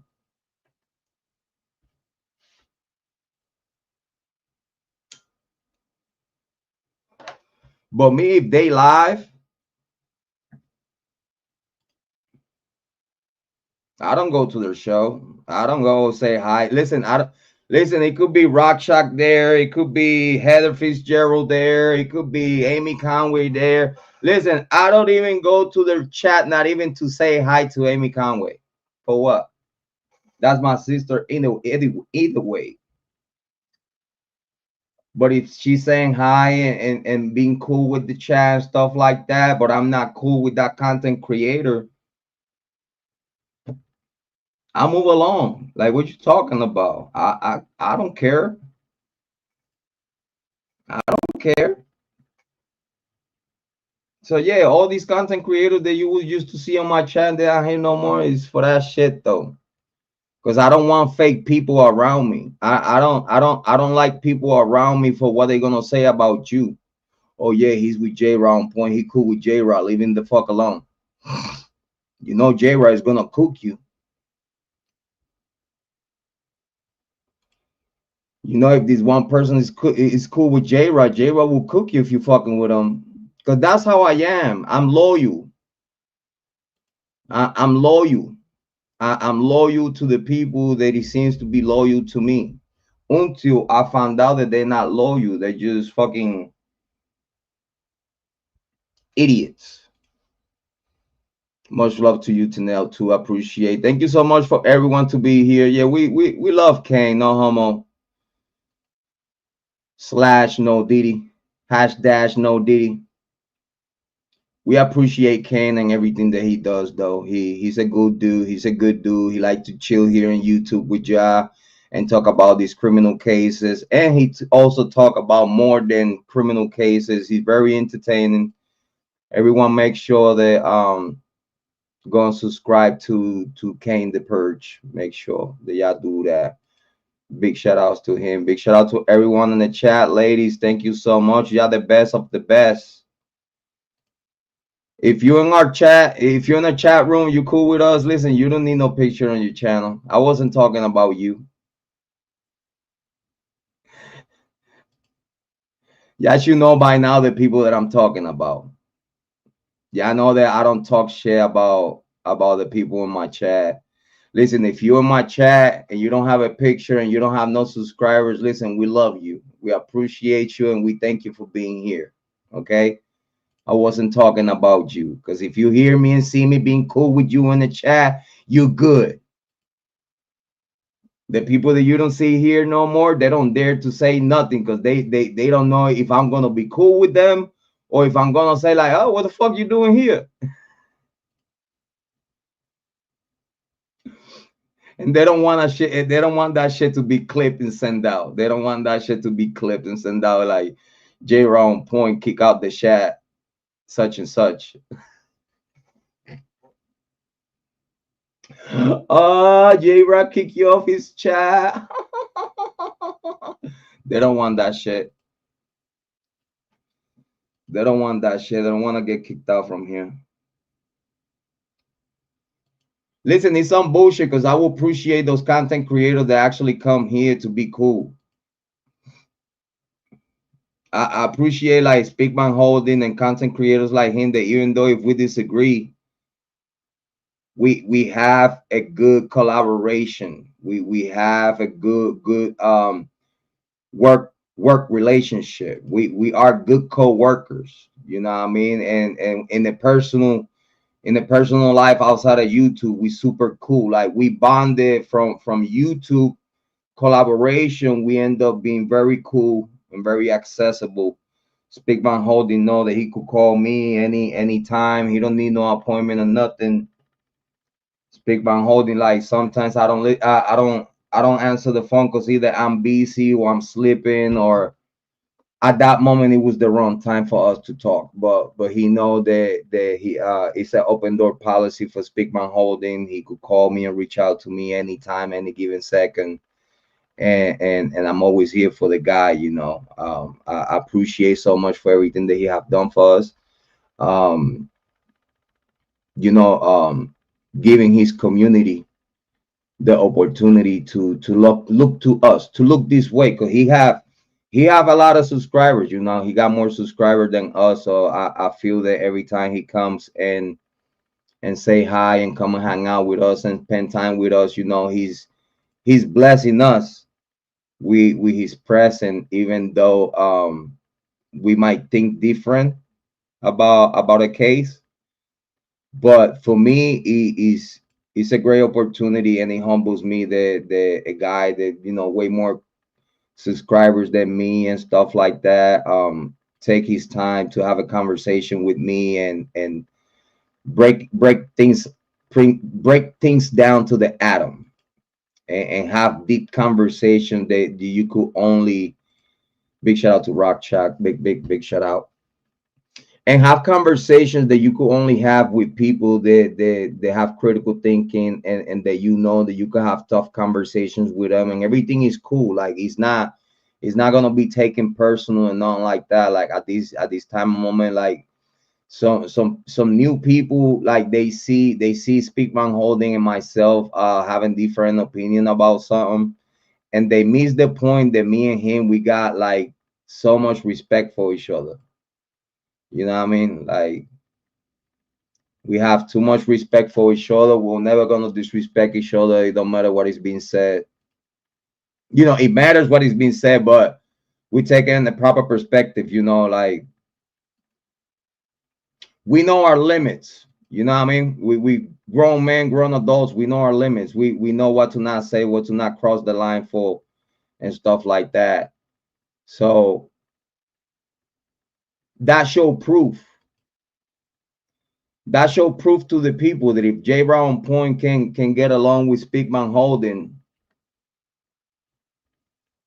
have a friendship, and have a YouTube collaboration, even though, and we work together on camera, going live and everything for years by now, you know, um, it's actually an honor for us to work with people that, even though if we have differences of opinion in the cases, that we could have critical conversations. You know, we could have conversations that it gets tough. We could have conversations that it get passionate. We could have conversations that by now the tone of voice has increased. We could have conversations that at some point we agree to disagree and we just move on. And Speakman Holding is giving me the opportunity to show the world, that all that shit that y'all talk about me, that Jrod on Point, he just don't care. He talk crazy about some other content creators. He's not even speaking the truth. No, I'm speaking the truth. If you hear me and see me talking about someone, that's 100% what it is. I'm not here to create stories about no one. I'm not here to create narrative about no one. Listen, if I tell you how I feel about a content creator, that's bottom line what the fuck it is. It's nothing else about that. It just is what it is. You know what I'm saying? And I have the right to give my opinion about certain people and certain topics. You know what I mean? And I'm allowed, and they allowed to say whatever the fuck they got to say about me. But then, you know, you got to deal with the consequences of the content. I'm just saying. Leave me the fuck alone. Listen, I leave you alone. I don't even mention you no more, right? Leave me the fuck. Listen, act like I'm not here. Play dead. Just play dead. I like it.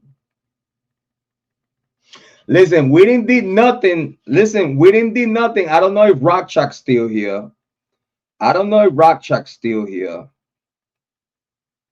But we only had to acknowledge, me and Rock Chalk, we just had to acknowledge that someone came back. Big shout out to Rock Chalk. Me and Rock Chalk on the live stream not long ago. I think it was yesterday or the day before. Me and Rock Shock acknowledged. I think it was what? It was a few days before that. It was like I don't know. It was some live streams behind it. We acknowledged that one person coming back. And right after the post, that person from 9 subscribers went all the way up to 12 subscribers.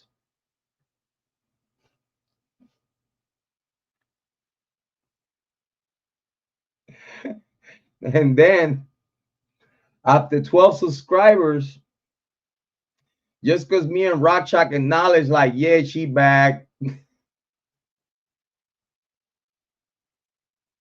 She flipped the fuck out, make all the videos private.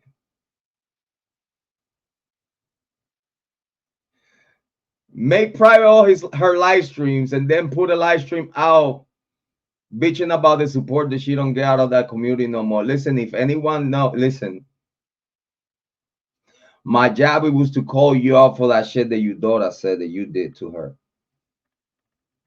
My job as a true crime content creator, when a victim comes to me telling me my mom did this to me, and everything that she tells me match exactly with shit that you have said at your own motherfucking mouth, you just say it different, but it's the same. You think we're stupid, right? You think you think we're stupid? What? Who you talking to?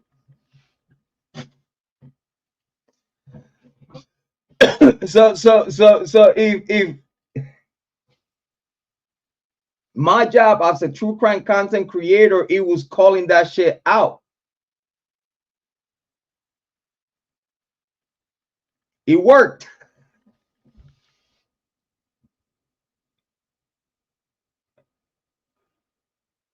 It worked. Listen, it worked so well that I got my channel terminated out of that. That's how well it worked. Because the bitch found a way to get my channel terminated. And that was my fault. I learned from that day, because after the 2 strikes, I should have slowed down. But at the 2 strike, due to that, I knew that I was hurting.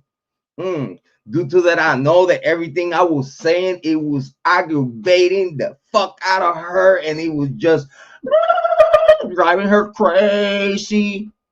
I kept going, metal to the pedal, nonstop.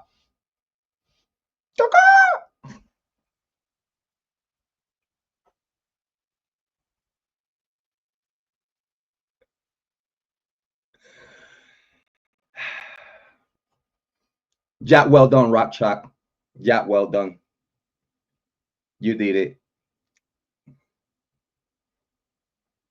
I always blame Rock Chalk. Rock Chalk, you did it. You did it. You did it. You got it the fuck out of here. So yeah, I got a channel terminated out of that bitch. But I guess this bitch cannot get a channel going after that. After the good old work that we put on this bitch. Oh my God, you shouldn't fuck with me. You should have left me the fuck alone, bro. You should have act like whatever I said, I did not say it. You should have act like, you see, like when you saw your daughter talking to me on the phone, instead of you raging, you were supposed to disappear.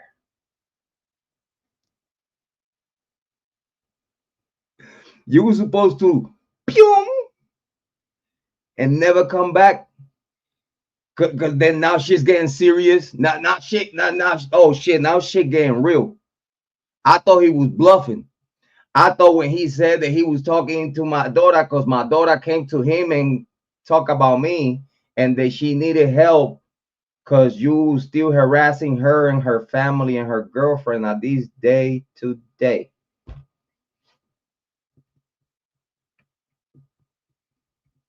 Do you thought that I would have looked away from that? Having a bone to pick with you? I was like, listen, this is the karma this bitch. This is that good karma this bitch need to get back to her. This is the good karma right here. Listen, bitch, when you heard your daughter with me on the phone that day, instead of you raging, you was supposed to disappear. Cause shit got worse right after that. You keep on raging and saying you're not her, right? What happened right after that? He's lying. He's not talking to my daughter.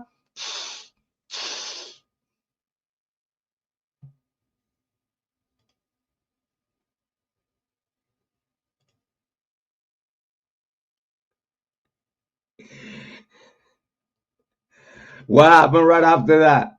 She was live with us and her brother and her best friend. Oh man, you thought I was lying? And you thought I was lying? You stupid son of a bitch. Listen, you should have just left me the fuck alone. Because whatever you can do whatever you can do and be successful on right now is because you own duties. You own deeds. The shit that you did in your past and it came and bite you in the ass now. You cannot blame me for whatever the fuck you can accomplish now. Because if everyone think you're a pedophile, it's because whatever the fuck you did. It's because whatever the fuck you owned that I brought here to YouTube about you. Don't blame me because I was the messenger. Shit, I'm still waiting for that motherfucking lawsuit from 2.5 years ago. Like, what the fuck is it? I got the fucking cops call on me and swatted in my house while I'm live and shit. Bitch going crazy like a fucking psychopath.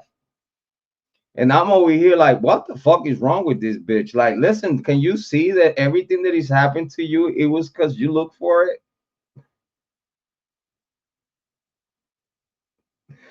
Later, Timel. Bye. Have a good night. Bye. Have a good night. Big shout out to the Europe, beautiful land. Big shout out to Europe. Thank you, Tinel, to come by. Very appreciate it. Have a good night. Sweet dreams. Sweet dreams.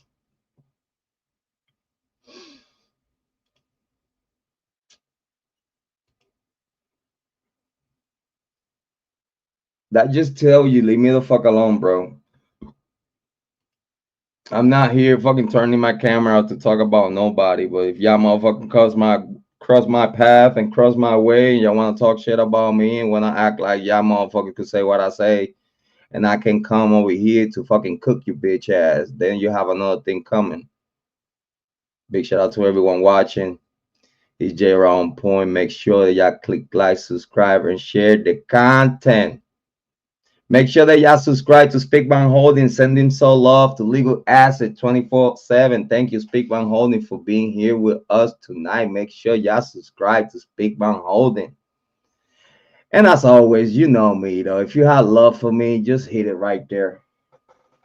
If you got love for me, just show it right there. Just show it being here, clicking like, subscribe, and share the content. But if you have any extra to put there on some love, listen, don't be shy.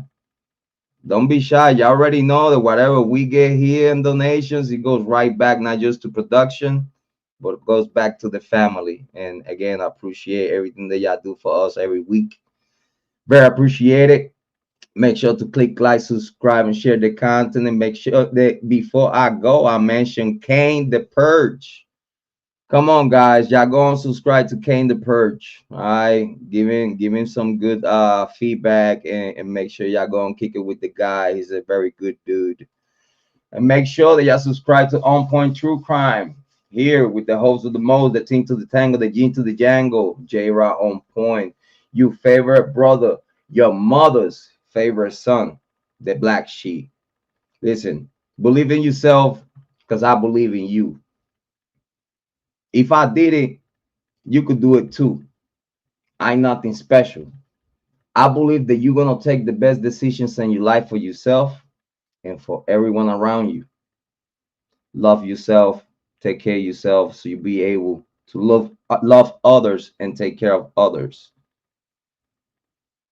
We're going to be here tomorrow, hopefully, crossing fingers, knocking on wood. We're going to be here with Speak Van Holding talking about the IGG. So if y'all want to have more conversations with the IGG, oh shit, big shout out to Rockshot before we go. Rockshot always coming through in the clutch with the swing of the bat and home run. Let's close the live stream in the best way we can. Big shout out to Rockshot. Thank you so much for the love that you gave us. Thank you so much for your sponsorship. We appreciate you so much from the bottom of my heart.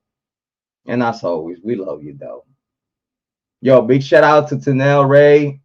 She got a membership. Make sure that y'all show love to Rock Shock and make sure y'all go and subscribe to her. Cindy Avo got a membership from Rock Shock. Make sure that y'all show love to Rock Shock and go and click like, subscribe to her channel. Joanne got a membership. Thank you so much. Beth D, thank you so much. Very appreciated, Rock Shock. Beth D got a membership. Audrey sees DNA podcast. Thank you so much. Very appreciated. Make sure that y'all go and subscribe to her podcast. Thank you so much. We always love you, Rock Chalk. We always do. You know how it is. You everyone's mother here in the true crime community. You are very, very, very good people. And you do well and good for everyone. And I had to learn that the hard way, but I'm happy that I did learn it. Thank you so much, Rock Chalk. I appreciate you. Matt Love, have a good day. And I'm going to see y'all tomorrow. Come back for more. Listen, come back for more because I got plenty more to give. A round of applause for all of y'all in the chat. Y'all very, very important to me. Without you here in YouTube, I ain't no one. So thank you. Love and kisses. Make sure y'all share the live stream. And as always, yeah. I'll leave you with your favorite song. You so sexy because y'all all sexy to me. All right? Let's go.